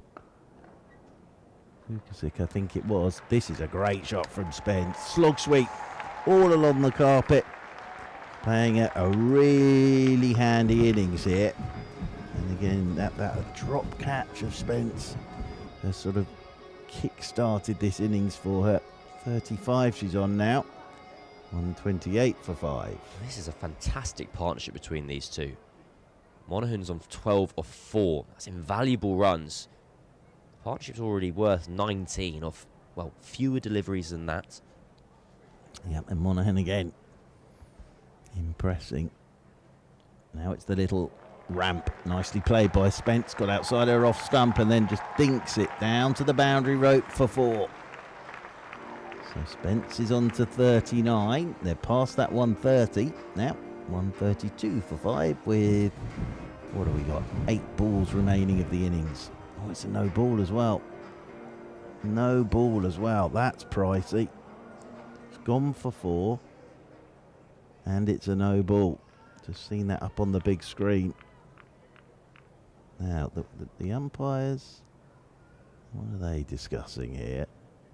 Was that a no ball for too many outside? Yeah, I think that's what it was. I don't think it's foot fault or anything like that. I'm just wondering whether they had too many. Yeah, that's definitely what it is, because they're just discussing it now. So yeah, and the skipper's come over for a chat about that. I think they had too many outside the fielding circle. That's well spotted, Mark Church. Careless, that. Careless. You If know- that is the reason, but because it was a late old call, and then there's the discussion, and then Sophie Luff's come over. Have we had a free hit signalled? Yes. Down the pitch goes Spence. Free hit, long hit, 6. Well, that's the way to do it if you're Spence. Super shot. Super shot. And this is turning into a very expensive over now. And doing it in the 19th over is Spence. Well, this is changing the game. These last 2 overs, since the wicket of Davidson Richards, goodness me, I'll try and test my maths here. They've scored 30 runs in 10 legal deliveries. Sweeping is Spence out towards deep backward square, and they will take the single. So 1 ball to go of this over. So Surrey are going to be delighted with this now. Somerset are going to be livid with this. Absolutely livid, I would have thought. Monaghan drives down the ground. We'll get a single down to long off. And that's the end of the over. So, expensive over that from Skelton. And with 1 over to go, Surrey 141 for 5. I think it's so impressive from Jemima Spence that when the free hit was on offer, to be able to have that power to immediately back yourself to go down the ground. You expect that, given how many sweeps she plays, how much she prefers to play square of the wicket, that's her favoured option. She probably thinks that's a higher percentage play than trying to go down the ground, because if she does miss it, she may be caught long on. But as soon as that risk was taken away from her, she skipped down the track. It's a lovely shot. It's the swing of that bat as well. You knew it was 6 just from the noise. She continues to impress, does Jemima Spence. Yeah, and this has been a clever innings from her with a big stroke of luck as well. So Vukasic to bowl the final over. Shot. Monaghan, great bit of batting. Feet made that. Got to the pitch, got out the crease. She is impressing me. Every time she gets better each game with the bat. Monaghan's on to 17. 145 for 5. Well, she's changed the game. Jemima Spence has been playing the lead role. 17 off 6 on a wicket like this, on a wicket where so many people have struggled to find rhythm, to come in at the end and just flip the narrative, flip the whole momentum of the game. I thought you were describing my debut novel there, talking about flipping the narrative, as this one's chipped over the top of the cover ring. Good chase, good work from Somerset, but they'll get 3 here. It was a good chase. Just a bit of a hobble after that, but again, good shot from Monaghan, because no sweeper out there. So just up and over the top of the inner ring.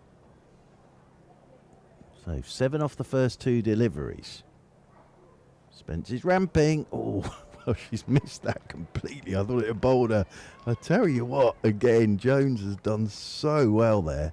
I know she didn't take it cleanly, but she got something in the way of it, because she would not have seen that, because she had Spence slap bang in front of her, because she was playing that from outside the off stump.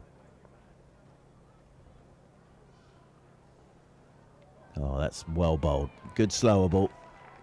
And Spence trying to sweep that. Again, I'm sorry to sound like a broken record. Beautifully taken again by Jones. I'm looking for. I always look forward to watching Kira Chatley keep as well. But a little highlights reel of this keeping would be a good highlights reel. Oh, look, there's a heat haze as well. That's always exciting to see. Not a great surprise, because it is still hot. As this is slapped straight down the ground by Spence, and this will be her 50. What a fabulous innings this has been from Jemima Spence. And bringing up her 50 straight down the ground for 4. And Alice Monaghan there with a punch of the air for her, but 50 from 34 deliveries when it really matters, and that also brings up the 150 for Surrey, Cam. Was her first professional T20 score. A special moment at the Kia Oval with a healthy crowd in, to be able to show your bat to all 4 corners. What a moment. It won't be her last, that's for sure. Spence, final ball of the innings, hits it down towards long on. We'll get a single, so Surrey will be delighted with that. 153 for 5 on a pitch that's a good one, but there is turn, and it's hard work for the batters, and Spence will finish 51 not out, Monaghan 20 not out, 44 those two put on. And I think young Mr. Ponsonby, they will be very happy with that, sorry. Well, these two have completely changed the game. That partnership of the last 3 overs, it's gone from me thinking that Somerset were favourites to me now thinking that Surrey are well in control. When they come back with ball in hand, they'll know that this wicket turns. They've got the spinners to make the most of it.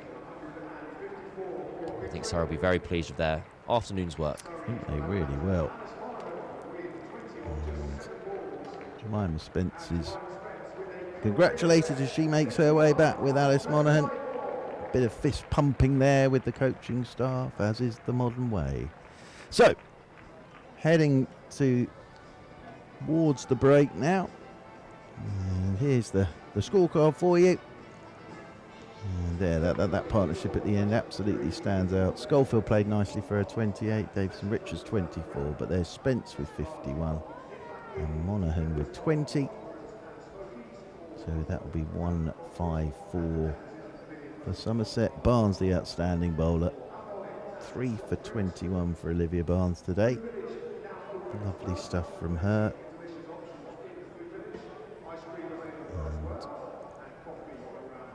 And here come those bowling figures for you. There we go. So Barnes 3 for 21, Holland 2 for 20. It's that expensive last couple of overs. So 154 it will be for Somerset. Now in the innings break, some videos for you to have a little watch of. Mark Ramprakash with Rory Burns and Jamie Smith, Ebony Rain for Brent, with Bryony Smith and Alice Monaghan. And these videos brought to you by Kia.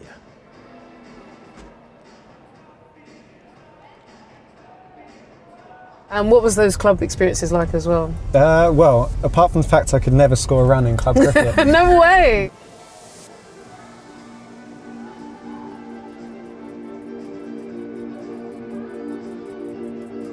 Jamie, Alice, let's go for a little cruise around the local manor.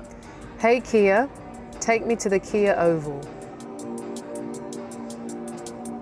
Do you know what? Because obviously I watch you guys play a lot. I have no clue about like your early journeys, how you got into cricket, why.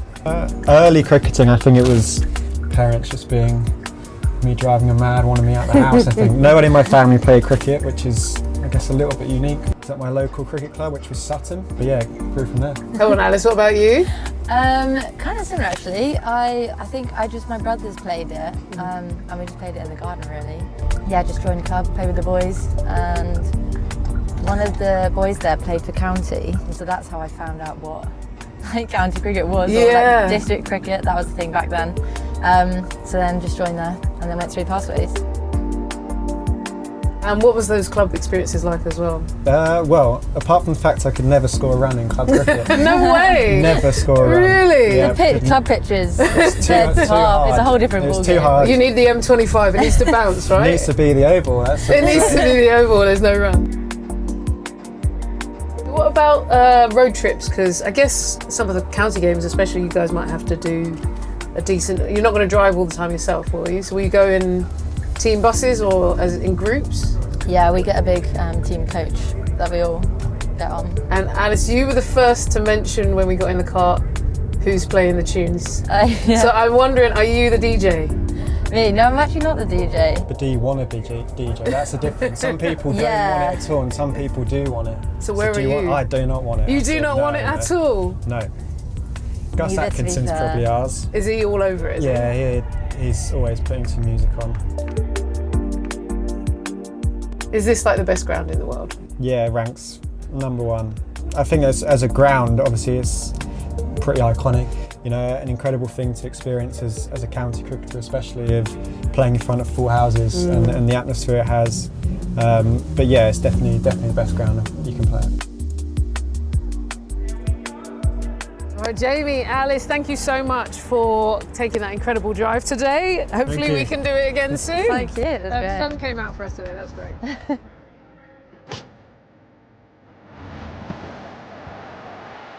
This is my city. This is my home. It's gone up the Hartford Road. This is my family. As easy as you like. This is my summer. This is my game. Another 6. This is my team. Champions playing like champions. This is my London. My London. My London. My London. My London. My London. My London. This is my London. bit nervous in central London, you know, and I am currently on 9 points, so I've got to be a little bit careful. Did you tell them that? No, they don't actually know that.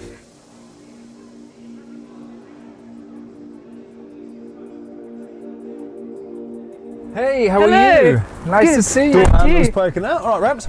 Yeah, it's great to see you. Looking very athletic in your fabulous Kia tracksuits. There you go. It's like business class back here. Rory, I remember when you were a young lad starting out at Surrey. What was your inspiration? I basically wanted to do what my elder brothers were doing all the time. Yeah, I started playing at 6 for my middle brother's team in the under-10s. Same for me. My older brother used to play alongside my dad. His team was short one day, so I filled the numbers in and played ever since, really. Would there be a slightly mixed response with the boys and the men? I found it was the parents more than the actual boys really? playing. Okay. You know, their little boy getting out to a girl. Oh, right. Yeah, they never quite went down well. Because we're in this fantastic electric car. I was wondering who's electric in the field, or who's someone that you play with that you think, wow, it just comes quite easy to them. Probably Phoebe Franklin. She makes everything look very easy. Certainly the teenagers, I think, at school, they're very keen that although your passion may be cricket, that you enjoy other sports and play multi-directional sports. Rory, I'm pretty sure you were a very good footballer, weren't you? Or I thought you were anyway, but well, yeah, maybe my base is quite low. I was going to say, yeah. Thanks, Ramps. I appreciate that. That's quite a nice footballer. Get that in the edit. Get that in the edit. Sam Curran, I've never seen him do anything wrong as yet, barring his football, which is terrible, so he's probably going against the rest of the question. But yeah, he's one of those people who just seems to pick those moments and really sort of set it alive.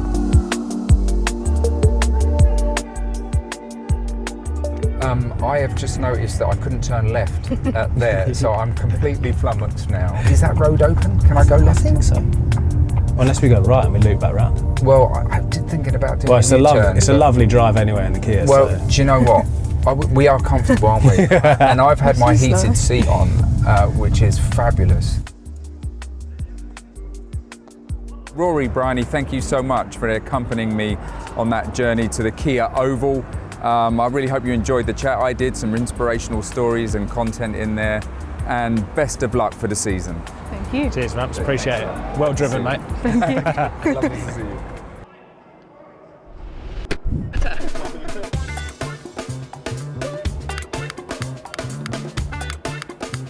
Frying pan. Think I've got a chance. Golf Okay. from a non-golfer. Interesting. Baseball bat. Baseball bat. Oh, of course you did.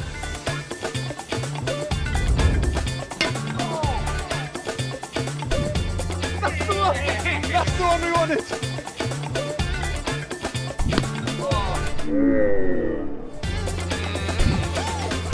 Oh, shut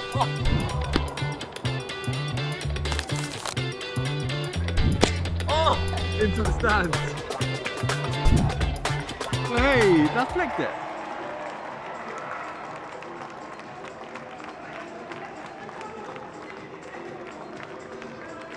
Well, a very warm welcome back to the Kia Oval. And there's your match summary at half-time. Surrey, a very, very good total, I think, of 153 for 5.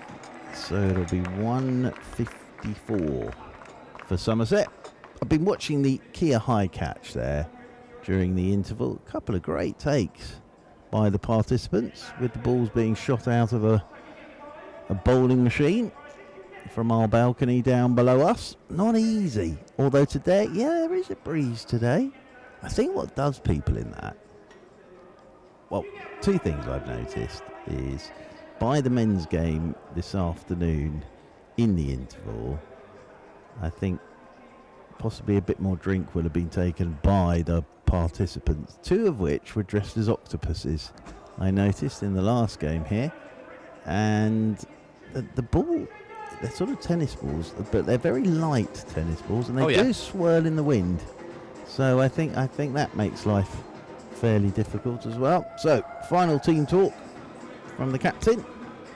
There'll be the customary huddle there, but I'd have thought Surrey are delighted with that, and a lovely innings from Jemima Spencer. First T20 50, and as I say, first of quite a few, I would have thought, from this talented young lady.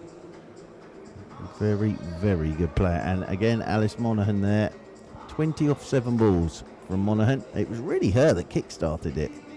And as I say, Count, she impresses me every game more and more, does Alice Monaghan. With her batting and her bowling, she's a very good all-round package, isn't she?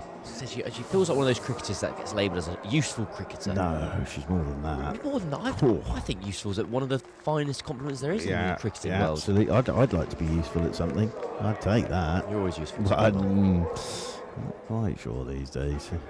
But the crowd getting themselves back into their seats as the players make their way back out there, having their lunch, as is Cam. I've done that well. Well, you've done very well there. Ready for later. Yeah, well done. Well done. Got a few mouthfuls in, but the kids are loving this today. One's come in a sombrero. That's good to see. I do like a sombrero, have to say. And it's a good hat to keep off the UVs, is the old Very sombrero. much so. Should we have a check of the UVs? Yes. If it's below 3, it's free. Correct. I still don't really understand what that means. What's free? It's the UV rays are free. You're free to benefit from UV. Don't get me wrong. A kind of. Am I allowed to say? Dispute that? Yeah. Am I allowed to say that it's? If you have to explain. Oh yeah. The brilliantly thought up Australian phrase there, it's not that great, is it? It does undermine its impact. So, here we go. We're off and running, and first ball from Kalia Moore is going past the outside edge of Rogers' bat, pushing forward. So Rebecca Rogers and Sophie Luff, the captain, out there getting things started. As Rogers is down the pitch here, driving. It's a good shot. That's a lovely bit of batting. Not going to let Moore just settle on a length here. Rogers using her feet and driving that one through the cover ring and away to the boundary rope for 4. So the Somerset chase of 154 is up and running. Really good positive batting, straight from the off. They're going to need to bat very well if they're going to haul in this total. Drives again, that's uppish, and that has gone away for 4 more. Absolutely smashed that. As Rogers, it was uppish, but it has whistled to the boundary rope for 4, to the strains of the Eurythmics. And over the boundary rope and away for back-to-back boundaries in this first over. So 8 off 3 balls. Good start this for Somerset. Rogers will turn this one into the leg side. They're going to run hard, but it'll just be the single. We pointed out earlier on in the broadcast, but Bex Rogers' strike rate in this year's Blast is 142. So she's been flying along. And Sophie Luff, the skipper who's now on strike, she's the second leading run scorer in the competition, behind only Meg Lanning. And I think if you're only ever behind Meg Lanning, you're doing pretty well. Absolutely. Absolutely. She's been racing along, strike rate of 157 with 2 half centuries to her name. So a fantastic start to the year so far for the Somerset skipper. Just down the pitch to her first ball, just turns it back up the ground, and Moore does the fielding off her own bowling. There's her stats in T20 cricket overall, and they're very good stats. She's approaching 3,000 T20 runs now. Pushed away off the back foot. We'll get a single, so it's a good first over that for Somerset. 10 off it on the chase of 154. Luff and Rogers will have a little chat about everything there. Well, it's a brilliant over for Somerset, especially after the first ball from Moore. I think almost in style, Moore's probably the closest bowler Surrey have to Olivia Barnes, and just kind of the way they bowl their finger spin. Yes, it's a right arm off spinner versus a left arm off spinner. And when that first ball snuck past Rogers' outside edge, I thought, yes, Surrey have got a lot of runs on the board here. But for Somerset to come back so positively and put the pressure immediately back on Surrey, I think we could have a very exciting match ahead. Yep, and Bryony Smith on Friday night captained Surrey brilliantly in the field. Because I often say with Surrey, they all know where they're going. They all know exactly what they're very business-like in the field. But she had to think on her feet on Friday. So Rhiannon McDonald-Gay, who had quite a night out here this week, earlier in the week. That's well fielded at short mid-wicket because that was timed very nicely by Luff. And just the single. Bowled very nicely on Friday night at the Utility Bowl as well. But the problem was, you sort of expected her to do what she'd done 2 nights previous again with her 6 for 11. Why haven't you put yourself on a hat-trick 3 times again? This is pulled by Odgers. Of course, she's got hold of this. And that's going to run away for 4. So this is a really good start from Somerset. This is putting Surrey under pressure. She's almost bounced that off her bats, almost. I don't think that quite makes sense, almost. There's a short-arm jab. Yeah, very little follow-through. It was short, but she's just stood there and cracked it. Straight over the leg side and away for 4 runs. So, McDonald-Gay under a bit of pressure now. It's well bowled. Just reaches across, gets bat on it, but that will potter out into the offside. I'm not sure who our disc jockey is today. I don't know if we have... Is it DJ Mike? I don't know. Well, Mike would be a good name for a DJ. M-I-C. No, we had DJ Mike last year. He was excellent. He was excellent. That's well bowled. That swung as well away from Odgers, who had a drive at that. And taken low down by Kira Chatley. Moving to her right. But yeah, the mashing up is what I mentioned this to you the other day. Young Cam, there's been just rolls off the tongue as well when you say it. They've been mashing up some tunes. The crowd enjoying this. In the sun now. McDonald-Gay's in. Whoa, Odgers shot. That is absolutely smashed. Got to the pitch of it. And there's no fuss there. And Odgers has creamed that through the covers for 4 and stood and admired the shot. I don't blame her at all. Well, she started like a train here, Odgers. Made a big 100 earlier in the year in the one-day competition against Hampshire. This time she's lost her shape on that shot. Wanted to go through the covers, but ended up just hauling that up towards mid-on. So, 2 gone, ticking along very nicely here. Somerset, 19 without loss. But yeah, the crowd look very sensible. Hats, replica shirt there in the crowd. A few wide brim sun hats. They're having a nice day there, aren't they? Look in the sort of posh seats. I mean, where else would you rather be than on a sunny Sunday double header at the Kia Oval? Yeah, look, here we go. In for some pizza. Mum and Dad have got fish and chips. Oh, sorry, I've done one of the gentlemen a disservice there. The 2 gentlemen are having fish and chips. There. They're in the pavilion as well. They're having a nice day. So, Alice Monaghan is into the attack to bowl the 3rd over. Look there, the heat haze. You can see it on the boundary rope and by Alice Monaghan's feet.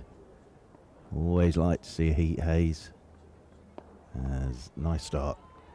Back on a length, bang on a line. And Luff just pushes this one straight back up the pitch and then practices playing a beautiful drive straight into the pavilion. That'll be the next ball. Absolutely. I'll play that shot next ball. I'm enjoying Luff's bat as well. This is a new brand I've not seen before.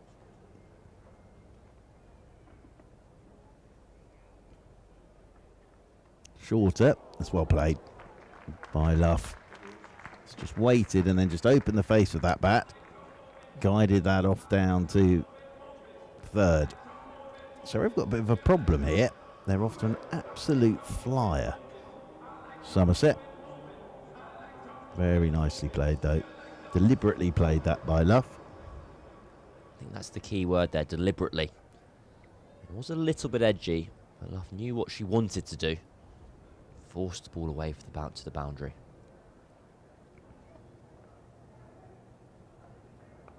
Turning this one off the stumps into the leg side. Oh, this is going to run away for 4 more.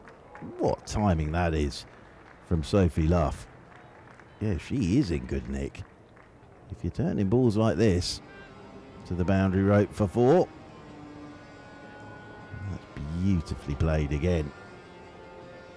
So all of a sudden, this is looking a totally different surface now. Runs flowing, shots being played. As I say, from a Surrey perspective, they've got a bit of an issue on their hands at the moment. As that's just nipping back, hits her high up on that front pad, rolls away into the offside. They'll scramble a single. Leg by will be the signal. Well, I'll be interested to see how quickly Bryony Smith turns to Danny Gregory and or Bethan Miles. Spin did seem to be the way forward during Surrey's innings. Well, there's going to be a change in the field here. They're going to bring the sweeper up from the cover boundary and get an extra fielder on that leg side boundary. So the 2 allowed outside the circle. There they are. You can see them on the leg side now. That's well bowled by Monaghan's got the wicket. Odgers looking to drive outside edge. And the rest done by Kira Chatley. Good bowling from Monaghan. And Odgers, brief but profitable stay at the crease, comes to an end, gone for 17. Surrey have their first. But that was a nice bit of bowling from Monaghan. Bit quicker, bit shorter of length. Saw Odgers coming at her. And the outside edge from Odgers. And as I say, rest done by Kira Chatley. Good catch from Chatley because she was off her feet taking that. That was quicker. Nicely bowled by Monaghan, and exactly what we were talking about. Mr. Ponsonby, she is a bit better than useful, I would say. Makes things happen. Yep. Like you. Well, that's an important wicket for Surrey because Somerset had got off to a bit of a flyer, and Odgers in particular was batting kind of with a beautiful brutishness. Was skipping down the track and muscling the ball through the covers. And that target of 154, well, I'm going to slightly contradict myself in live time. I think at some points it could look like a massive score on this surface, but if you have a batter that's able to get off to a bit of a flyer, all of a sudden you've got very few runs to play with. Yeah, that's the thing. So Annika Learoyd's the new batter. Her first delivery, just stands up straight, the Australian, and turns this one into the leg side. Gets off the mark straight away, but good over from Monaghan. 3 gone, 29 for 1. So, as we've been saying all day, it's family day. So, it's time to guess the player. Now, don't get... That's what the arrow's for on this. It's the player under the floppy sun hat, not with the cricketing helmet on. Hence the big arrow. So, who is that player, Cameron Ponsonby, under the floppy sun hat? Let us know if you think you know the answer there. I don't know who that one is. You don't know all of them, do you? Bethan Miles is into the attack to bowl the 4th over. The left arm spin, and nicely starting on a length straight away. And Learoyd pushes that one down into the leg side. You look devastated there that you didn't know who that was under the white floppy sun hat. Down the pitch comes Learoyd, gone. Oh, big wicket.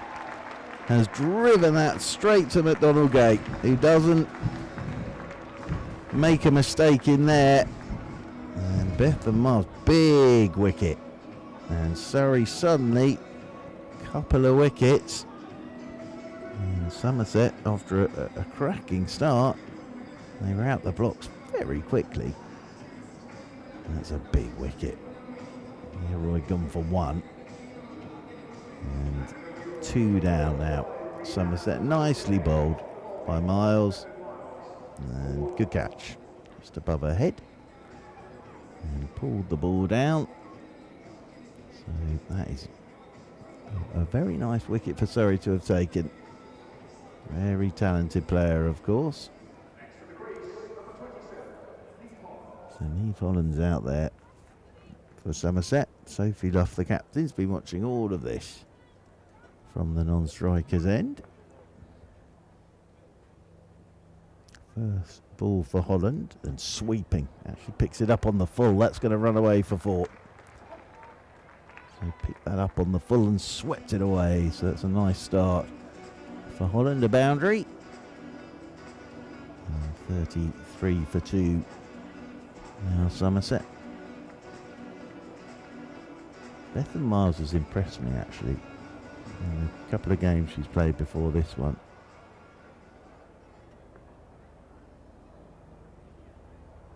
Oh, that one's come out the hand a bit wrong. And that'll be wide signalled. So that will be one more to the total. You got any more thoughts on? Don't give any names, because you might get it right and give the whole game away. As driving is Holland. Oh, and there's a misfield, and that's going to run away to the boundary rope for 4. Surrey, of course, pride themselves on their fielding. So a little bit of that from Somerset during the Surrey innings. It was hit very firmly, but yeah, we feel they should have got across to that. And away for 4 it goes. See it again now. Oh dear, yeah, it's the captain, I think, there. As bit shorter. Ooh, and beats the outside edge. Bit of a juggle from Kira Chatley behind the stumps. Well, Holland's not hanging around either. 8 from 3 deliveries. This the juggle from Kira Chatley. Did well there. Miles nicely bowled. Just skipped on that one to Holland, and she was trying to whip that leg side, but it actually went straight back up the pitch. Good over from Miles there, Cam. I feel like even from her debut on Wednesday, you can see she's trying to put more action on the ball, a bit more energy in her kind of build up and gather at the crease. It's probably a sign of just the nerves settling. She had some pretty handy figures away at Hampshire. Didn't take a wicket, but went at less than a run a ball. An early wicket, an early big wicket as well, will give her some confidence. I'm sure she's feeling a bit more settled in the side now as well. Sort of feeling more at home. Sunglasses, you found yours. Lots being worn today. Poor Cameron's had to walk around for 4 days with his right hand above his eyebrows. It's been disastrous. Yeah, it has. So, Monaghan. Start the 5th. Again, that was quick. That did hurry Holland up a touch. Luff, apologies, a touch. Gets a single, played it nicely. Yes, I'm gonna use in speech marks. Oh yes. More than useful for Alice Lovely. Monaghan. Alice, more than useful Monaghan. Works, doesn't it? You've invented a new cricket cliche. It's lovely. Before the men's game, just to let you know, I've christened Laurie Evans, Laurie the Panther Evans, behind the stumps now. As this one's pushed. Nicely bowled again by Monaghan, out there towards short extra. I have a question. Why? He is like a panther behind those stumps. What does that mean? I actually don't know how a panther would keep wicket. Quick. Graceful. Graceful. All joking aside, he's done a good job there. There's a lot of that in T20 now, isn't it? Batters who turn themselves into keepers. It does help around the world in franchise cricket. Gone, bowled. Nice from Monaghan. And Holland there pushing forward. And her off stumps out the ground. And Alice, more than useful Monaghan's at it again with the ball. 2 for 10. Made a right old mess of Holland's off stump there, but that's a nice piece of bowling. Really is. Here it comes again. Yep, just nipped. Takes out the off stump. Cracking bit of bowling that. Always say, hit the top of off. That's exactly what she's done. It's a beautiful delivery. Just nipped away from Holland, the right-hander. A very satisfying clunk of the stump. And Surrey have done so well here because Somerset got off to a flyer.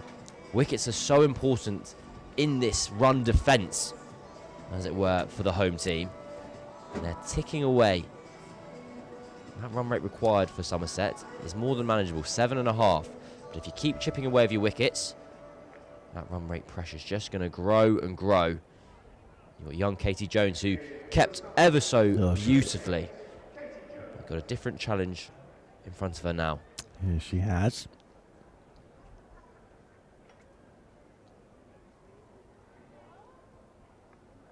The first delivery's down the leg side from Monaghan, so that'll be wide signalled. So, got off to a rip-roaring start. Sophie Luff, as I say, has watched all this happen from the non-striker's end, the captain. But now Surrey have picked up 3 quick wickets. Monaghan a couple of them.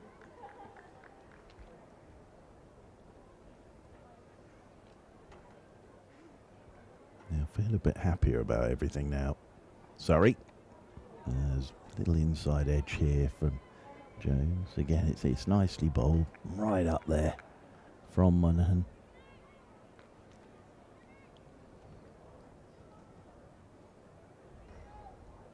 End of this over. I think we might see and give the answer to the player under the white floppy.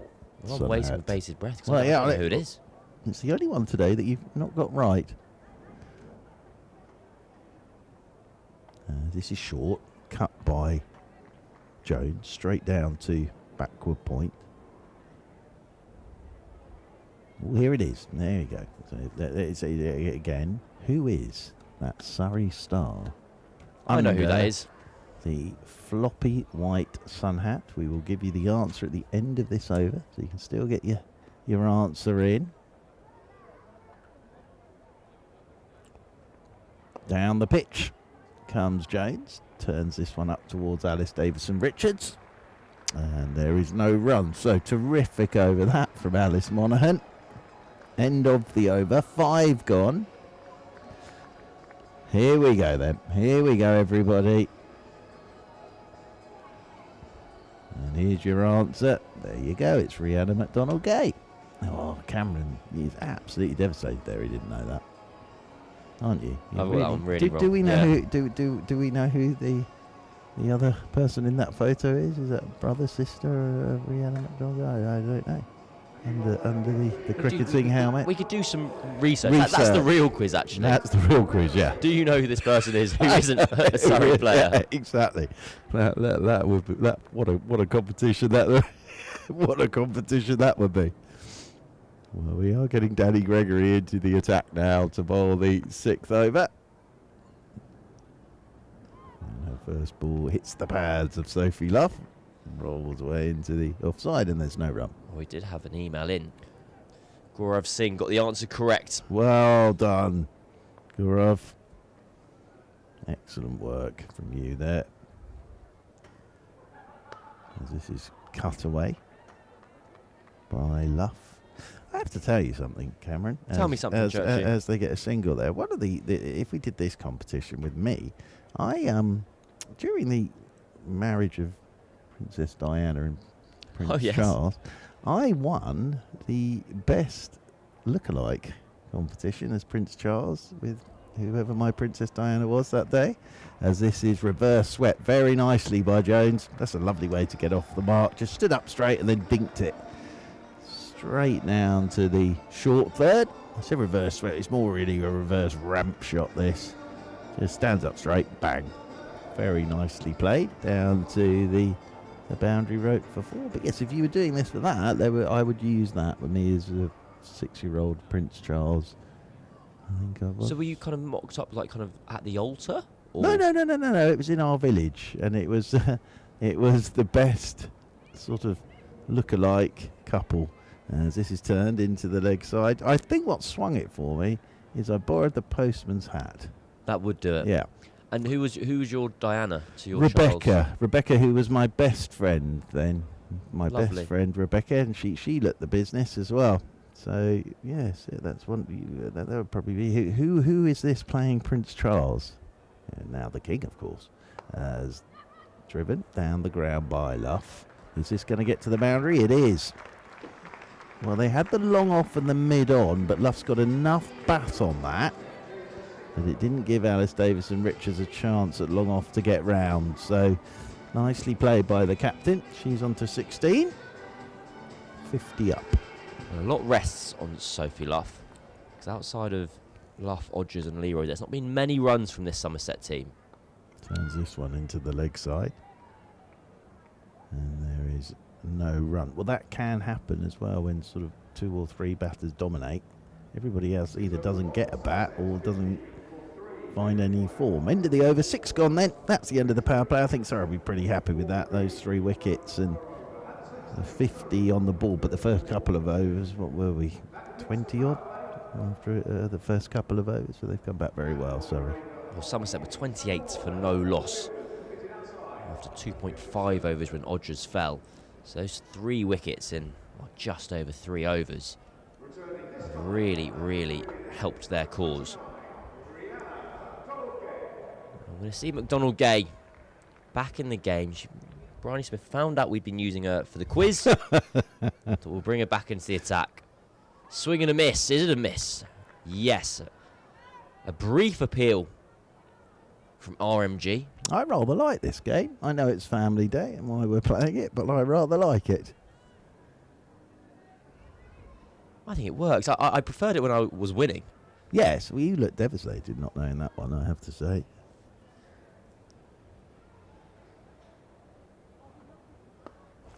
Well, I must admit, I initially thought it was Ollie Pope. Well. I was trying to work it out. Reddish hair. Yeah. I can see No, wasn't where, it I can blonde see hair? where I can see where you go. Well, actually, no, I can't really. No, that was incorrect. No. Sometimes we make mistakes. Mark. Yes, absolutely, and then don't announce them. Shorts, and that's taken the back of Jones's bat on the way through. Yeah, it's good work from Kira Chapley, because that would have sent her completely the wrong way. It's good over this from Rihanna McDonald-Gay.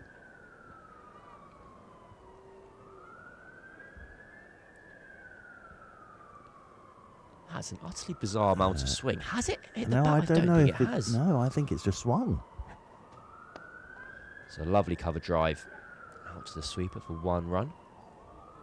No, I don't think that did. I think it just swung after it had gone past the bat. In which case, it should probably been a wide. Definitely been wided. Yeah. So got away with that one. McDonald-Gay. No wickets for her so far this afternoon. She's been bowling beautifully, so brilliantly well in the last week or so. No run up to mid-on. Well, as we said, the problem for her now is after the 6 for 11, everyone's going to expect her to do it every game, which won't happen. But she's bowling nicely again today. Okay, there's nothing in the wickets column, but, 9 off her first over, just a single off this second over. It's down the leg side, and that will be wided. The run rate's just flipped over. So Somerset's required run rate is now more than the rate they're currently going at. In other words, they're behind the rate. They're Mark. behind the rate. That's an easier way. I've got my thesaurus out, and I've Well, worked out a better way of doing It it. was a good description, if a long one. Chips towards mid-off, just falls short of the fielder, of the skipper even. But end of the 7th over. Game in the balance. 52 for 3 here at the Oval. The crowd slowly continues to bubble in.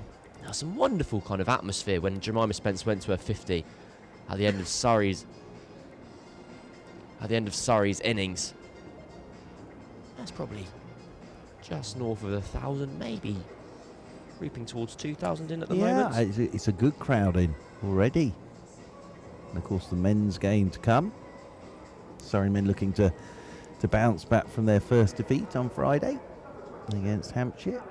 Lots of conversations taking place. One very cool looking young man there with his sunglasses and his cap on. Clea Moore into the attack for her second over. That almost snuck through at backward point. This will be a good opportunity for more because Odgers really took the attack to her, and she's probably a more powerful player than Jones would be. Well, I say that, and immediately Jones skips down the track and slashes the ball out to the sweeper. What Jemima Spence showed in her innings is you have time. I don't think Somerset will particularly want to have to get 40 off the last 3 overs. You can give yourself the opportunity to just get an understanding of this wicket. Slight change of the field for Luff. That cover sweeper is now at extra cover. Skip down the track and turn into the leg side for 1. They think about 2, but very wisely decide against it. Yeah, that was nicely bowled by Kalia Watt. Just stalled a touch here, Somerset. And those wickets always do that to a run chase. You've got to sort of start again here. 15 the partnership were. Down the track again. That's up and over. It will be safe. It should be 2 as well. Well fielded in the deep. They've not been doing their homework, Somerset. You do not take McDonald Gay on for a second. If that had been a direct hit, I think Luff was struggling. She is so good out there, and she's got such a strong arm.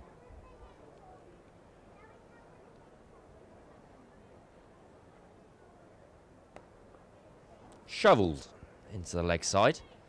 So ticking over here. Sorry, that's 5 off the over. Somerset even, beg your pardon. With 1 to come. Yeah, and Surrey just trying to get through these overs quickly again, aren't they? Whipping around in between the overs. A single to finish off the 8th over. So Surrey will be very pleased with that. 6 off it. But it felt like Somerset had to play a lot of cricket for those 6 runs. So after 8 overs, it's 58 for 3. Now, we've got an incredible prize up to grab. I like grabs, this. Mark Church. Yeah. Thanks to our official cruise partner, Ambassador Cruise Line.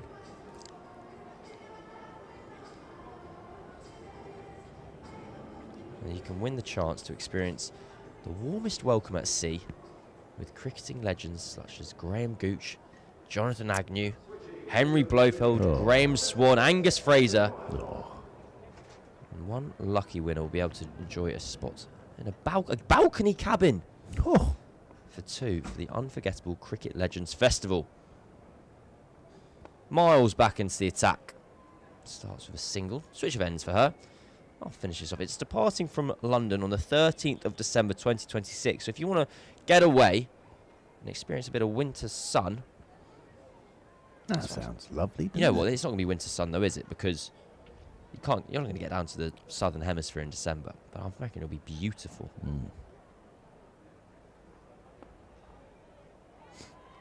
You can take a friend though. You don't have to with you too. You don't have to share with either Fraser, Gooch, Agnew, or Blofeld. One of my very good friends did something which has always made me laugh. Last year, he went on a 2-week cruise, which was the same 1-week cruise twice. Brilliant. What, enjoyed it so much? Went again? Absolutely. He got around to Rome again. He went, I've been here.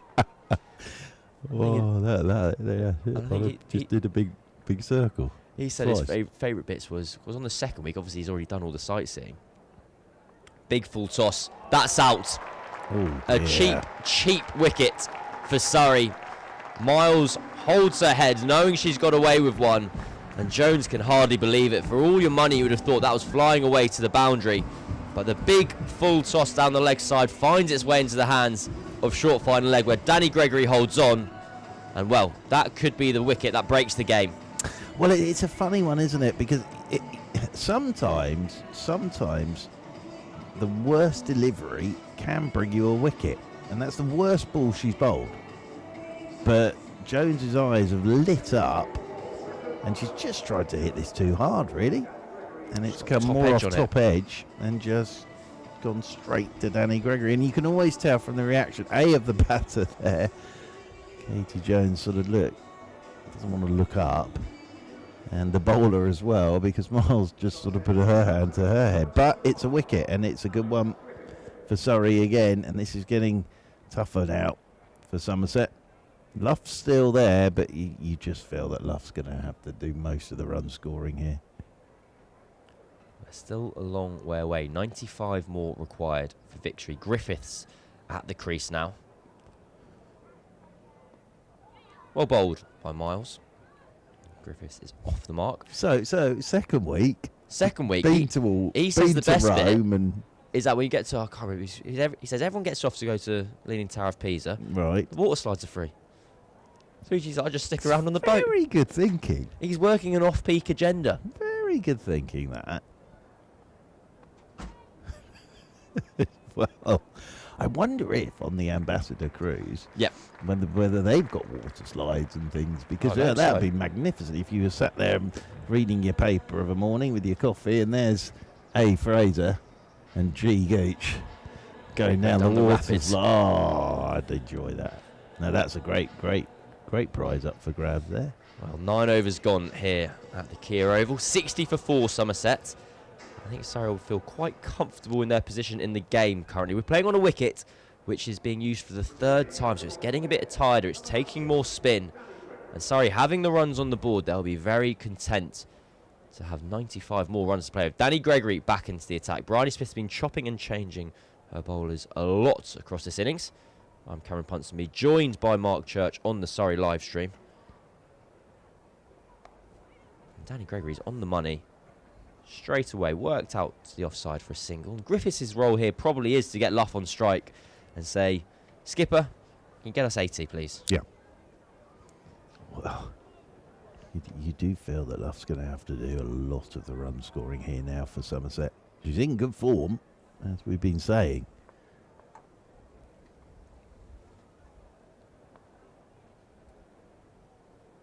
Down the track, lifted up and over mid-off. All the way for 6. That's a wonderful cricket shot from the Somerset skipper. And that's exactly what her team requires from her. Prompts a field change immediately from Danny Gregory. Square leg comes up into the circle. She's seen enough. We'll have a long off, please, and thank you. Yeah, it's a lovely bit of batting, isn't it? She didn't get all of that. It didn't sound particularly clean off the bat, but the force of her kind of bat speed muscled the ball all the way over the ropes. Down the track again. Skewed up towards the long on. Will just be 1.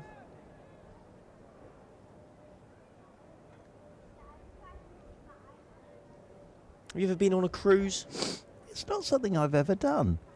No, I can understand the appeal. I think one day I will. Chipped.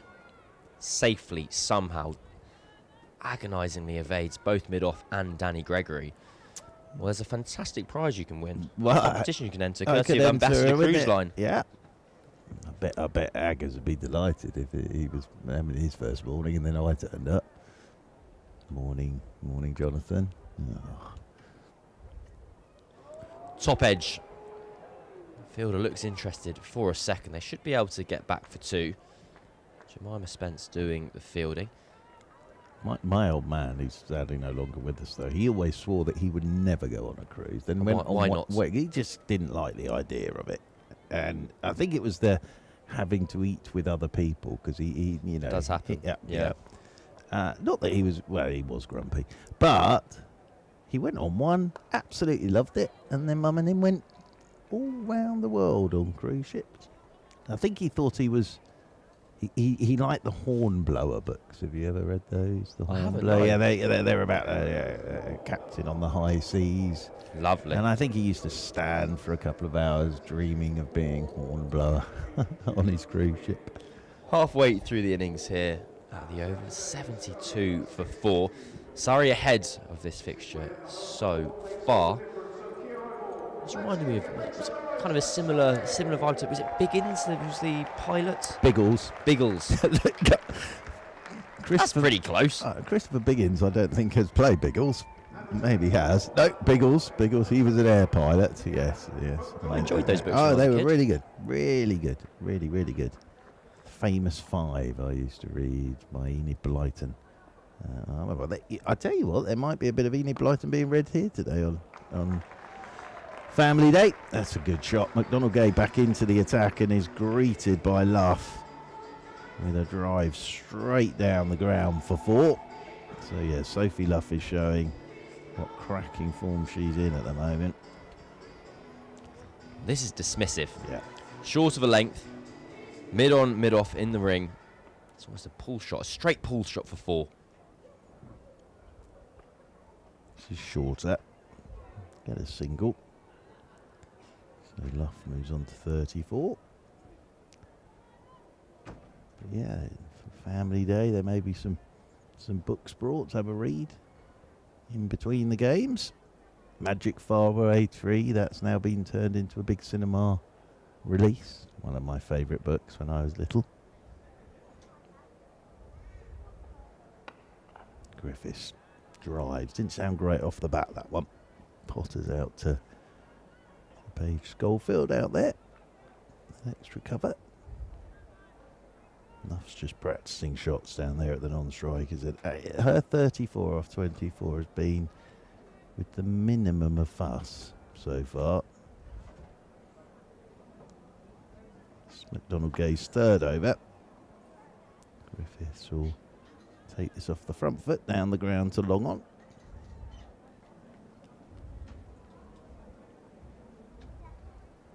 Do like a book though. I read a lot of books. What's currently on the agenda? I'm reading a super book. Oh, it's next door actually. It's all about the Tudors. Luff again. That is just a pure cricket shot from Sophie Luff. And the placement here is perfect again from her. And just watch. It gets outside that leg stump and the placement absolutely perfect. Stayed on the back foot actually to play that. Luff will find a single here as well to keep the strike. Very good batting from the Somerset captain. 11 gone, 9 remaining, 83 for 4. Well, something's just brewing with Sophie Luff. As you mentioned, it's been an incredibly kind of hassle-free innings. She's kind of snuck herself up to 39, off 26 balls no less, without really playing any kind of shots of anger. She's played lots of elegant cricket shots that have found their way to the boundary. But she hasn't had to get too ugly at times and force the issue. It's just been very neat and tidy from her so far. So Miles comes back into the attack. Bethan Miles after that over from Danny Gregory. I wonder if Luff might just target this over. Miles, yes, with one of her wickets, came from a loose delivery. Luff can think, if I can get a boundary off her early, put the pressure on her, target that leg side boundary, square leg is up. Well, she's immediately down the pitch, driving. Fielding very good from Laura Harris. I think that's a good result for Surrey. Miles will now just be able to drop the ball on a length to Griffiths, who's not quite into her work yet. Sweeper on the cover rope, long off, long on. Deep mid-wicket of the 4 outside the circle. Turned by Griffiths. Down to Paige Schofield. Take another single, brings Luff back on to strike. Sun's out again now. Quite a breeze going across the ground today. Right to left from our commentary position. This is smashed by Luff. Through the covers for 4. It was a little short and it was a little wide from Miles. And I think you heard the cry of yes as well there from Luff, but wasn't going to miss out on this, the form she's in. Had to go. What Luff has done well though, however, it's so easy to wait on that ball and just cut it for 1. But Luff's got early on the ball and made sure she's hit it as powerfully as possible in front of square. to beat the sweeper and make sure she picks up a boundary. Turns this one down the ground for another single. I think you're right. I think Griffith's job here is get Luff on strike. It's a team game, cricket. It is. Well, sometimes you do have to do things like that. You've got someone in such good form, and she is in wonderful form. As Griffiths chips this one, couple of bounces down to Paige Schofield, and they will take another single. So Luff will, ideally 3 here would be great. I just, square leg and short fine leg are in the ring here. We're having a slight change of field. Extra covers coming now very deep. I wonder if we'll see Luff walk across her stumps and try and sweep, or if she'll just wait and see what Miles delivers. Well, she's down the pitch. She'll just turn this one down to Paige Schofield once again. So better over that from a Somerset perspective. 9 off it. 8 to go. I think that's okay from Somerset's perspective, but if you're Surrey, you probably shake hands on that as well. There was a loose delivery in there. Miles is the least experienced member of the bowling attack. So from Surrey's point of view, they know that Somerset might come at Miles. If her third over goes for 9 runs, she's got pretty good figures, got 2 wickets that she's picked up already. She's bowled very well, the slow left armour. Yep. There's a gentleman there in one of the T20 Blast hair hats. I'm not sure they're exactly called that. As Luff sweeps, and that's away for 4. The first ball of a new over, bowled by Kalia Moore, the 13th, and that is a terrific 50 from the Somerset captain. She is having a lovely competition at the moment. She really is. 50 from 31 deliveries. So Kalia Moore back into the attack and greeted with that sweep for 4. Enough drives this time down towards long off. So her numbers are looking very good at the moment. Well, it's a third half century of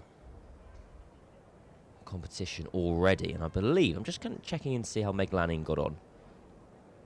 Well, it was a duck for Meg Lanning today, so Sophie Luff is now the leading run scorer in the competition. Driven by Griffiths into short extra cover. That's Laura Harris doing the fielding. Well, Surrey will hope that she stays at what she's at now, because they would dearly like to see the back of the Somerset captain. Quick singles taken here. Oh, direct hit, and I think Griffiths would have been struggling, but she gets through for the single. Luff comes back onto strike, and the other thing is she's doing this as captain, so she is setting the example to her teammates. And the pitch she comes again. Oh, almost took Griffiths with it. That shot, Griffiths did very well at the non-strikers, and to avoid that, had to play it as if it was a quick bowler with one coming straight back at your chin and sway inside it.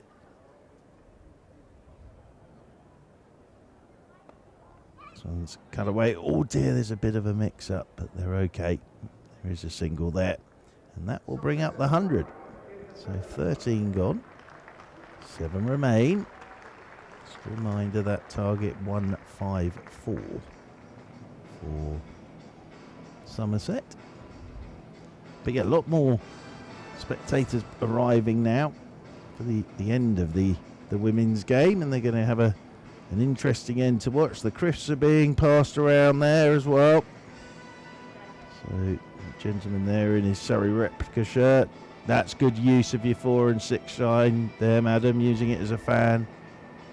Drinks being taken around the ground, not just for spectators but players as well.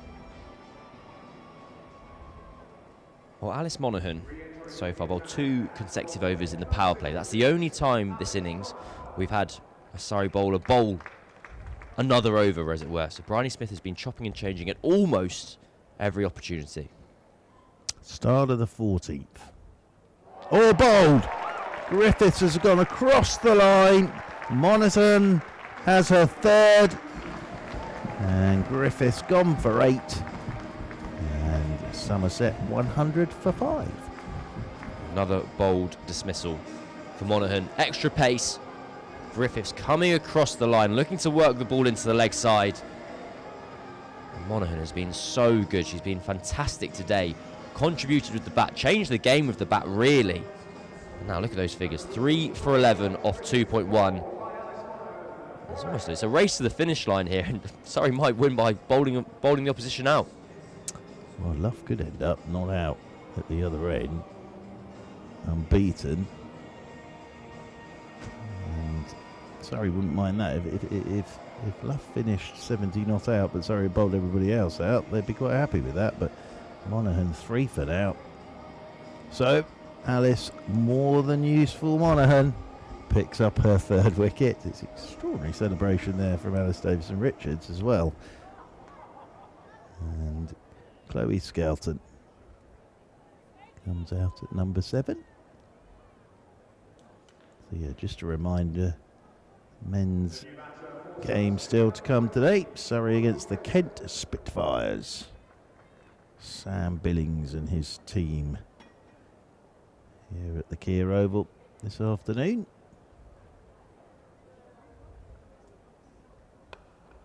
And it's right up on the toes of Skelton.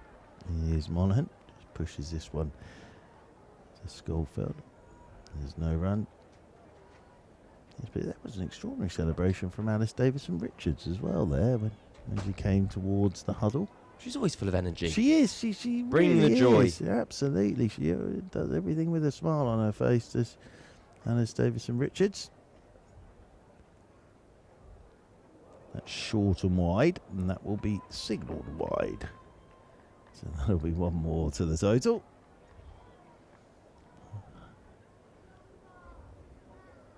Luff and Monaghan are having a chat about something here as Monaghan makes her way back to the top of her mark.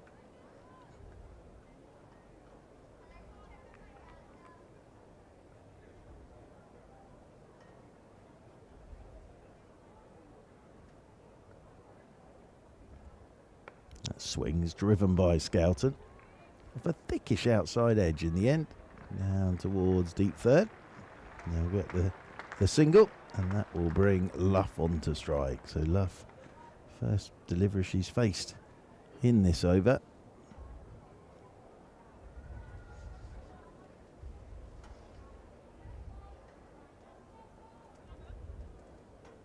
We'll see how she goes about this. Well, there's a little bit of time where she just makes sure that she's there. Whether she puts her foot down, takes the attack to Surrey. This one's down the leg side again from Monaghan. And another wide signalled. You can see all the training kit there behind Sophie Luff on the boundary rope, the medicine ball and the retractable stumps. Big plastic stumps down there.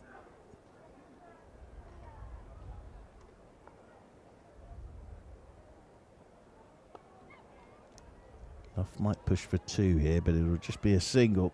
It's a nice bit of work from Spence. One-handed pick-up and the throw, one bounce straight over the top of the stumps. I've got a statistic. Well, have you? You can That's get something going to for that. shock you. It's a hard word to say. This is the first time in Alice Monaghan's career that she's taken 3 wickets in a T20 innings. Is it really? She has a career best of 2 for 7. Well, which surprises me greatly. yeah, I would have thought she'd have done that before, but that's well bowled. Skelton can't do anything with that. She just looks confident at the moment as well. Monaghan with the batting and her bowling.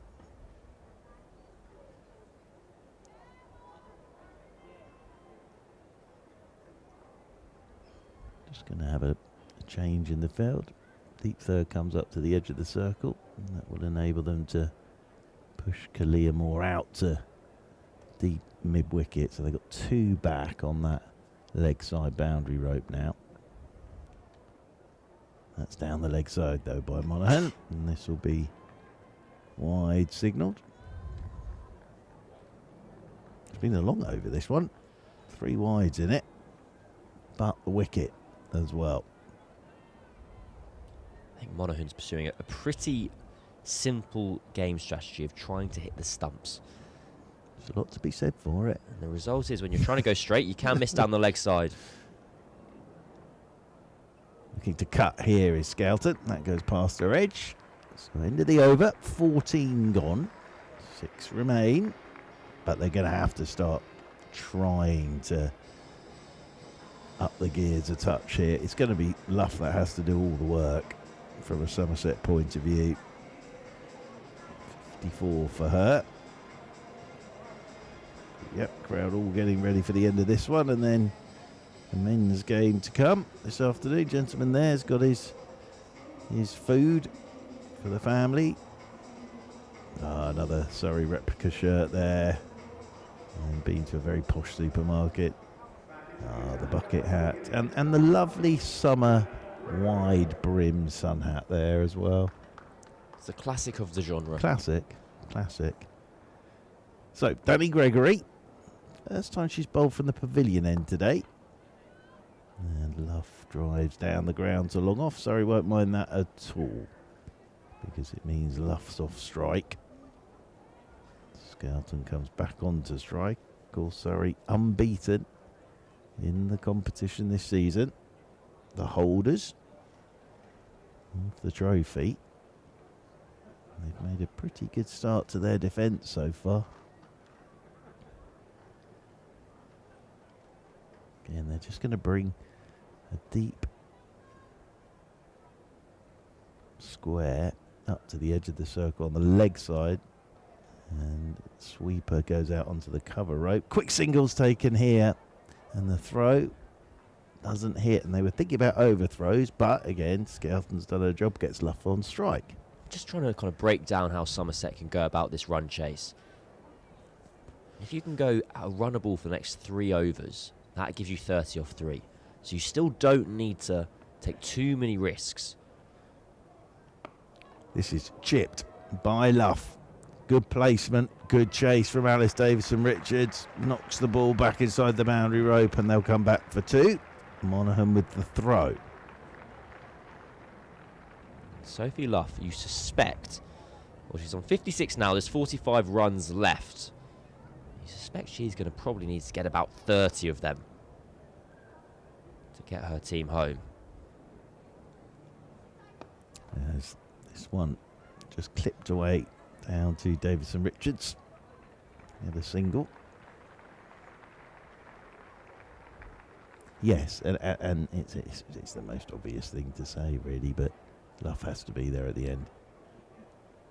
Luff will know that. Luff will have to be not out at the end to get her side over the line. If Surrey could pick her up now, that would almost be the game. This is turned down the ground by Skelton. We'll take a single. This could be perfect for Somerset. 6 off 5 balls. Luff on strike for the final ball of the over. So a single will get Luff back on strike and take the over for 7 runs. Which, yes, is below the rate, but again, it just keeps Somerset in the game and forcing it to the end. They're just keeping in touch. Oh, now Luff. That little inside edge saved her there, because she was looking to go big on the leg side. And had she not got that inside edge, Kira Chatley's gloves were waiting for the ball. But it's the end of the over. 5 to go then. And as you can see on your screen, 42 to win of 30 deliveries for Somerset. Big over here. Bethan Miles returns to the attack. Surrey, and Bryony Smith in particular, has been chopping and changing her bowlers. So you can see there, the Surrey bowling card, you've got 4 bowlers who've bowled 3. 5 bowlers who've bowled 3 even after 15 overs. So everyone has 1 to go, in effect, to finish off, and it's going to be Bethan Miles to finish first. It's quite a good way of doing it as well, because saves the counting. Well, absolutely, as a captain, you don't write. They've each got 1 left. Down the track, that's smashed straight, and that'll be 4. I think Luff is going to go here. There's one over to come from Danny Gregory, Alice Monaghan, Rhiannon McDonald-Gay and Kalia Moore. Yeah, great feat again. Been absolutely decisive in everything, hasn't she, here, Sophie Luff? Four fielders on the boundary in front of square. Long on, long off. Deep extra cover. Big full toss. That could be a no ball. Not signalled by the umpire. Ooh, I think she might be fortunate there. That's good from Chatley as well. It's just sprinted down with a word of advice for Bethan Miles. Oh, Sophie Luff hasn't reacted too strongly.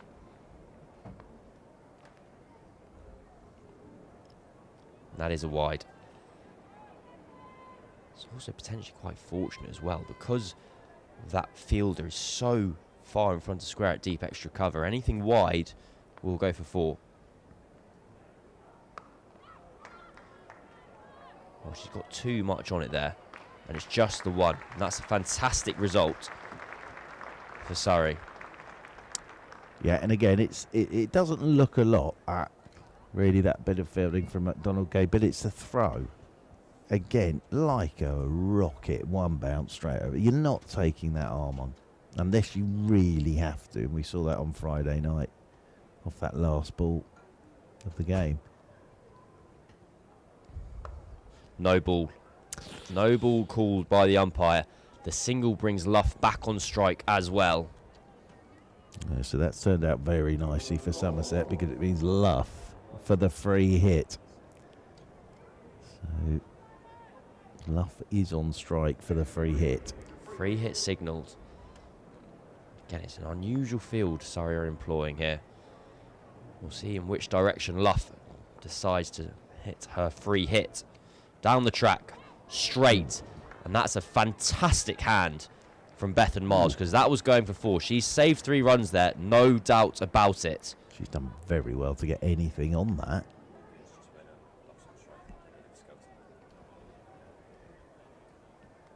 Yeah, she did very well to get something on that and take a bit of the pace off.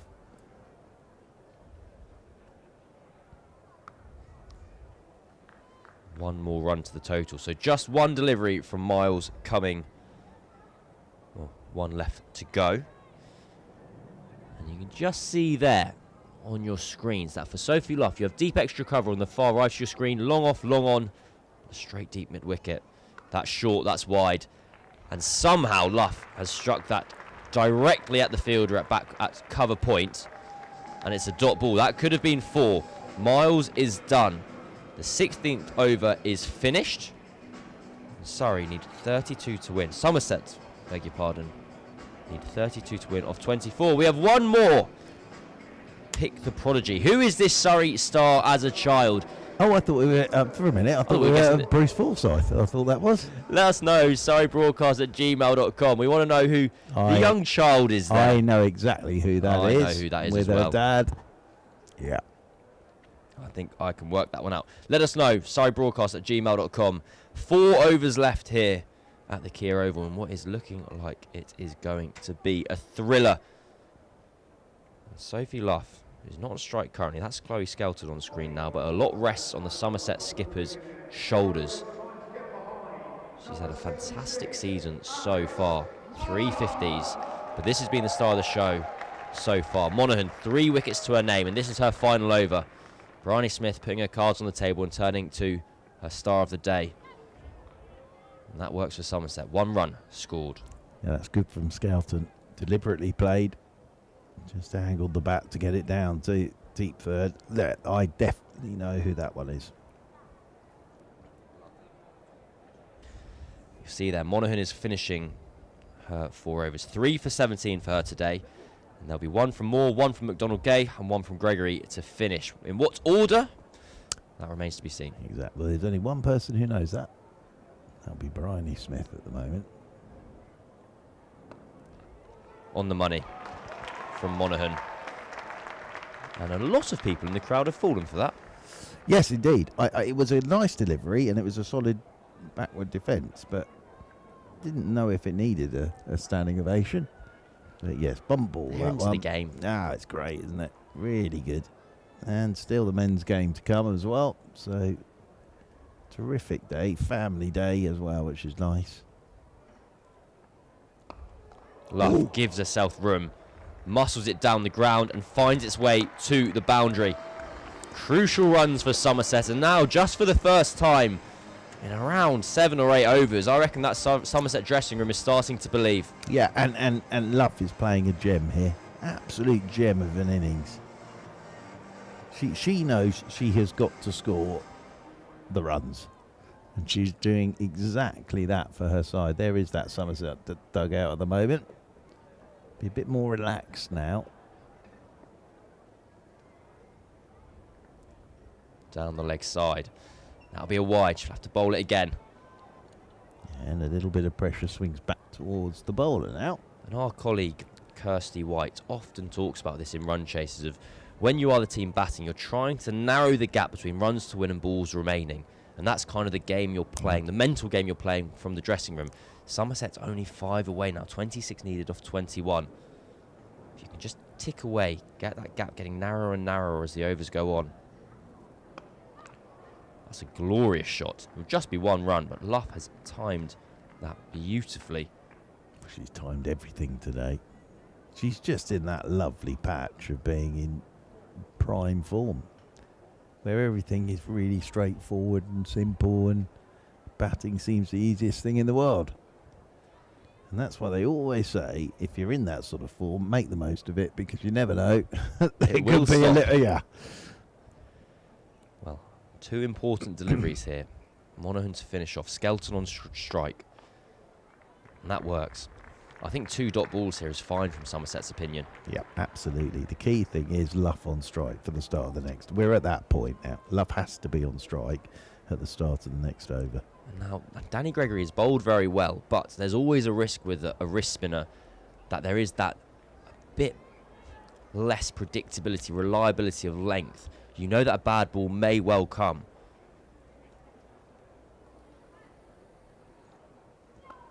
Cuts. So Skelton will keep the strike.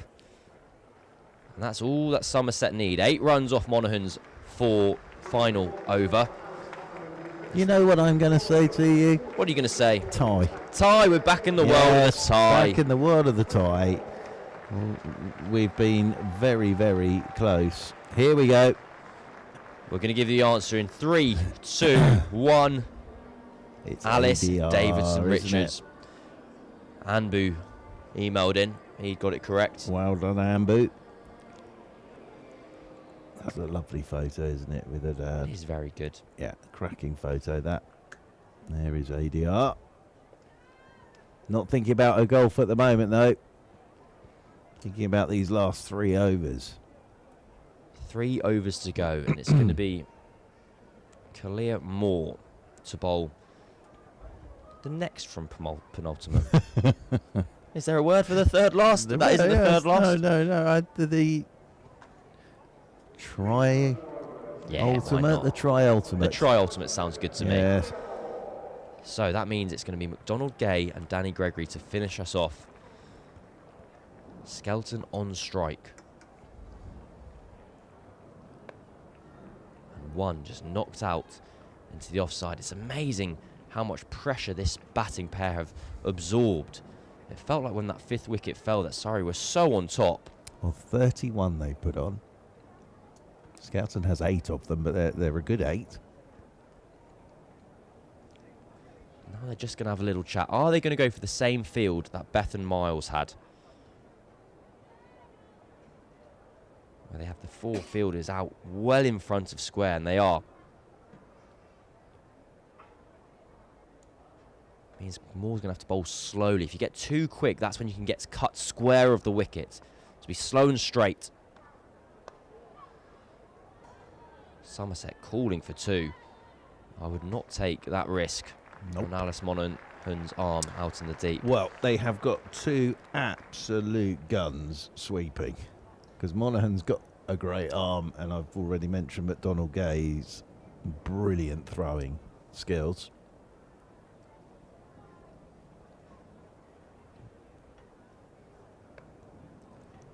That's well played by Skelton. Just the one. You can see Surrey have got their sweepers in the right positions. For Skelton, they want that sweeper. They think she's stronger square of the wicket. She's not going to muscle the ball as much over into the leg side. So have her out on the legs, on the offside, beg your pardon, square. Luff back on strike. 21 to win off 15. Across her stumps, and that's fantastic batting. That's where the gap in the field was. Square leg up in the ring. I don't think Moore's done too much wrong there. She's bowled a stock ball. She's bowled the ball that she wanted to bowl. And Luff has second-guessed her, known what's coming, walked across the stumps and got the sweep out. Yeah, brilliant. Brilliant bit of batting, that.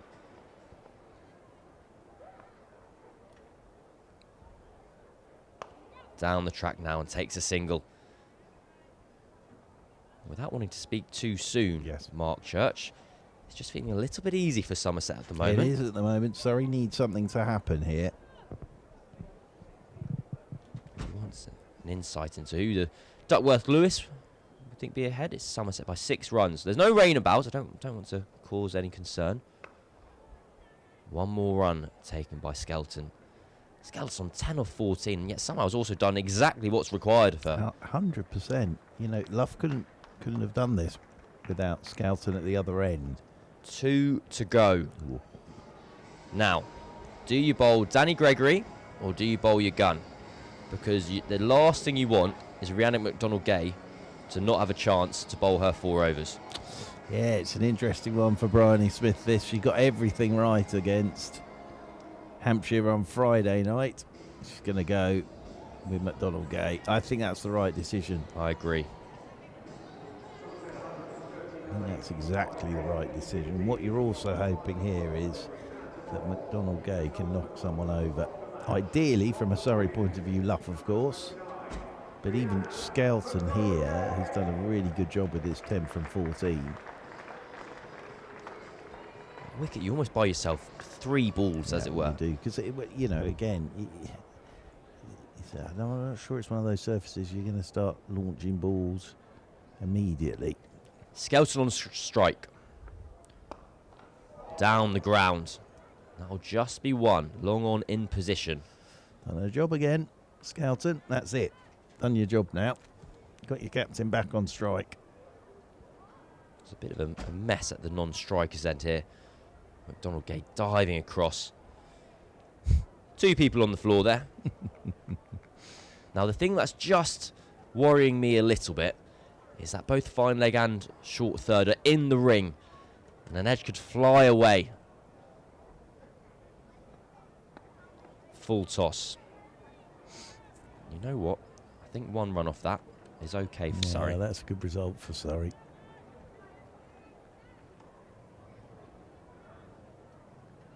One of the better T20 innings you're going to see is from Luff.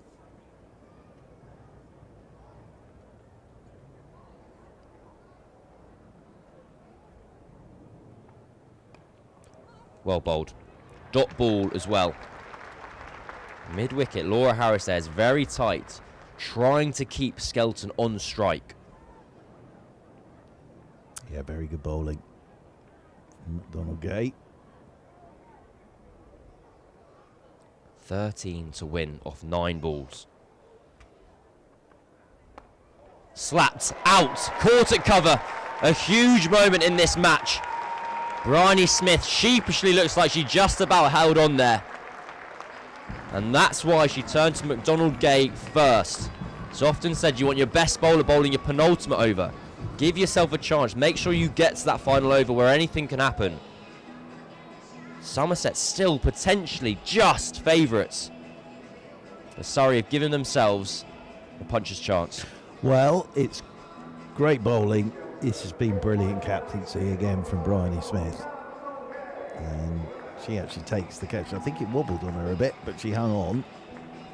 But it's been very good captaincy this from Bryony Smith, because again, she's in that position that, you know, you make a wrong decision here and that could be the game. But she's been spot on with everything again so far this afternoon. She'd ideally not like another last ball finish, but we're sort of heading that way, I think, even with that wicket. It's been 3 thrillers in a row. Ruby Davis is the batter who comes out, number 8. McDonald Gay in. Goes for the ramp immediately. It's a wide and it's fumbled by Kira Chatley. So Davis, even though she didn't get any bat on the ball, her kind of own adventure. Her own adventure. Her own adventure has brought her an extra run, because I think McDonald Gay responded to her shuffling around. The interesting thing is, as you say, in the scorebook at the moment, she's 0 and hasn't faced a delivery. But actually, having done that, she's got her captain back on strike. Brilliant batting. Shot. That could be the shot that just gets Somerset over the line. 7 to win off 7 now. Slower ball from McDonald Gay. And Luff just opens her wrists up to lift the ball over the offside. It's a wonderful piece of batting. Do you know the extraordinary thing about this innings is that she's done it with no fuss. She's 80 not out now and got them to within 7. But she's done it with no fuss. Perfect batting. Scores a boundary, takes 1, will be on strike for the final over.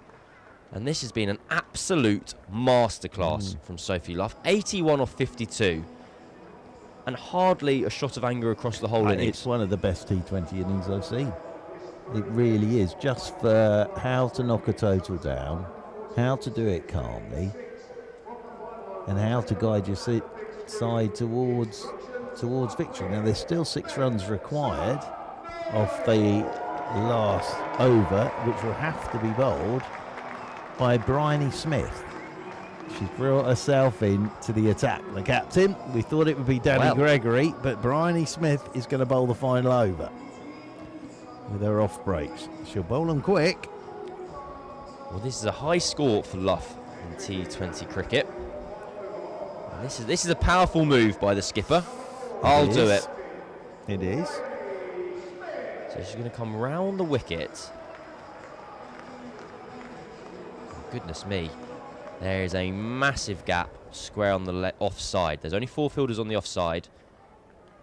Smith has to make sure she's straight here. She's come back over the wicket now, so she'll angle the ball into the right-hander. Makes more sense with this field. You want Luff off strike to take your chances. Goodness me. Somerset scampered through there. That ball could have missed that fielder at short fine leg, and it could have been 4. It wasn't the best delivery that Smith will ever bowl. And now I think the squeeze comes. They're going to ask Ruby Davis to win this with a boundary. All 4 fielders are up in the ring. Only 2 are out in the deep. It's a power play field. 1 out at long on, 1 at deep mid-wicket. Here we go. That's short. Davis goes for the ramp. Is that going to reach the rope? It does. Scores a level. How's your bottle, Ruby Davis? First legal delivery she's faced and gone immediately for the ramp. Got it up over the keeper. And the scores are tied. And Somerset, well, they only need 1 to win. Heck of a shot, this. Oh, she played it perfectly. She's actually ran that over her shoulder. Almost played that behind herself. It's a brilliant bit of batting from Ruby Davis. Well, Surrey are on the brink of their first defeat of the season. Davis goes again, gets it again. Somerset win. A punch of the air from Sophie Luff. And looks of dismay from the Surrey fielders, because they were in control of that match for such a long period of time. But that woman on your screen there, Sophie Luff, has played an outstanding innings. 82 of 53, more than 50% of her team's runs. She's led from the front and almost single-handedly, Mark Church, got them the victory. Yeah, one of the best innings you'll see. And as I said, it was done with no fuss, no bother.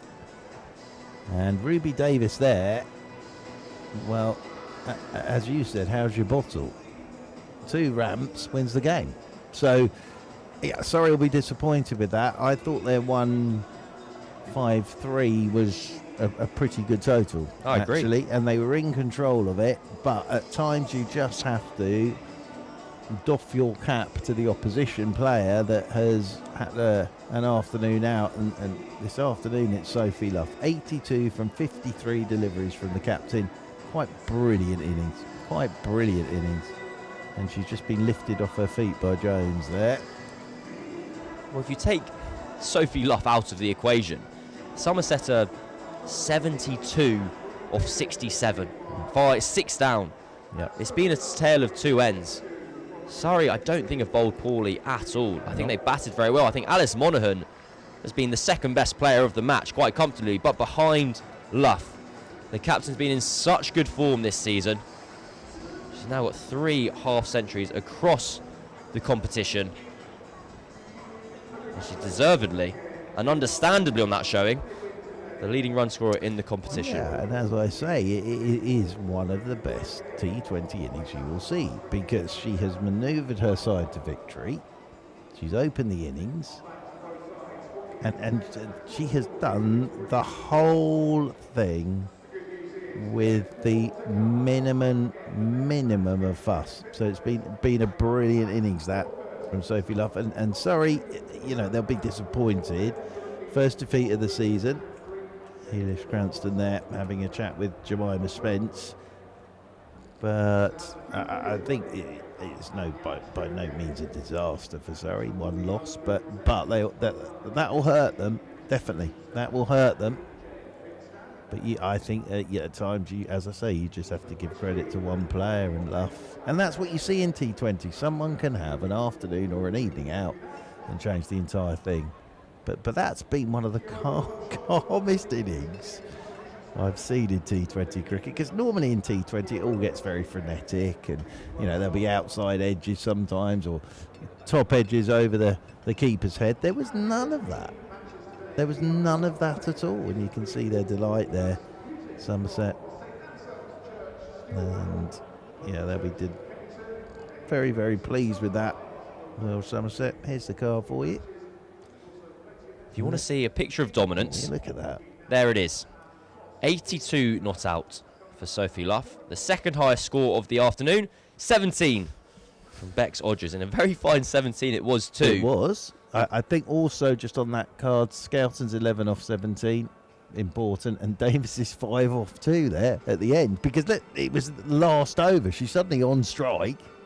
And that little ramp for 4, and then played the same shot again for the winning runs. But yeah, look, Luff stands out like a beacon there. 82 from 53 deliveries. Well, the partnership from after Somerset lost their 4th wicket when Jones got out. The other one there on that scorecard, just to quickly say, 12 extras, including 10 wides. So that is something that Surrey will look at. But you can see there, after Jones got out, 2 partnerships of 41 and the unbeaten partnership of 13 at the end. It was, I kind of said it a bit tongue-in-cheek earlier, like cricket's a team game where you've got one player dominating so much.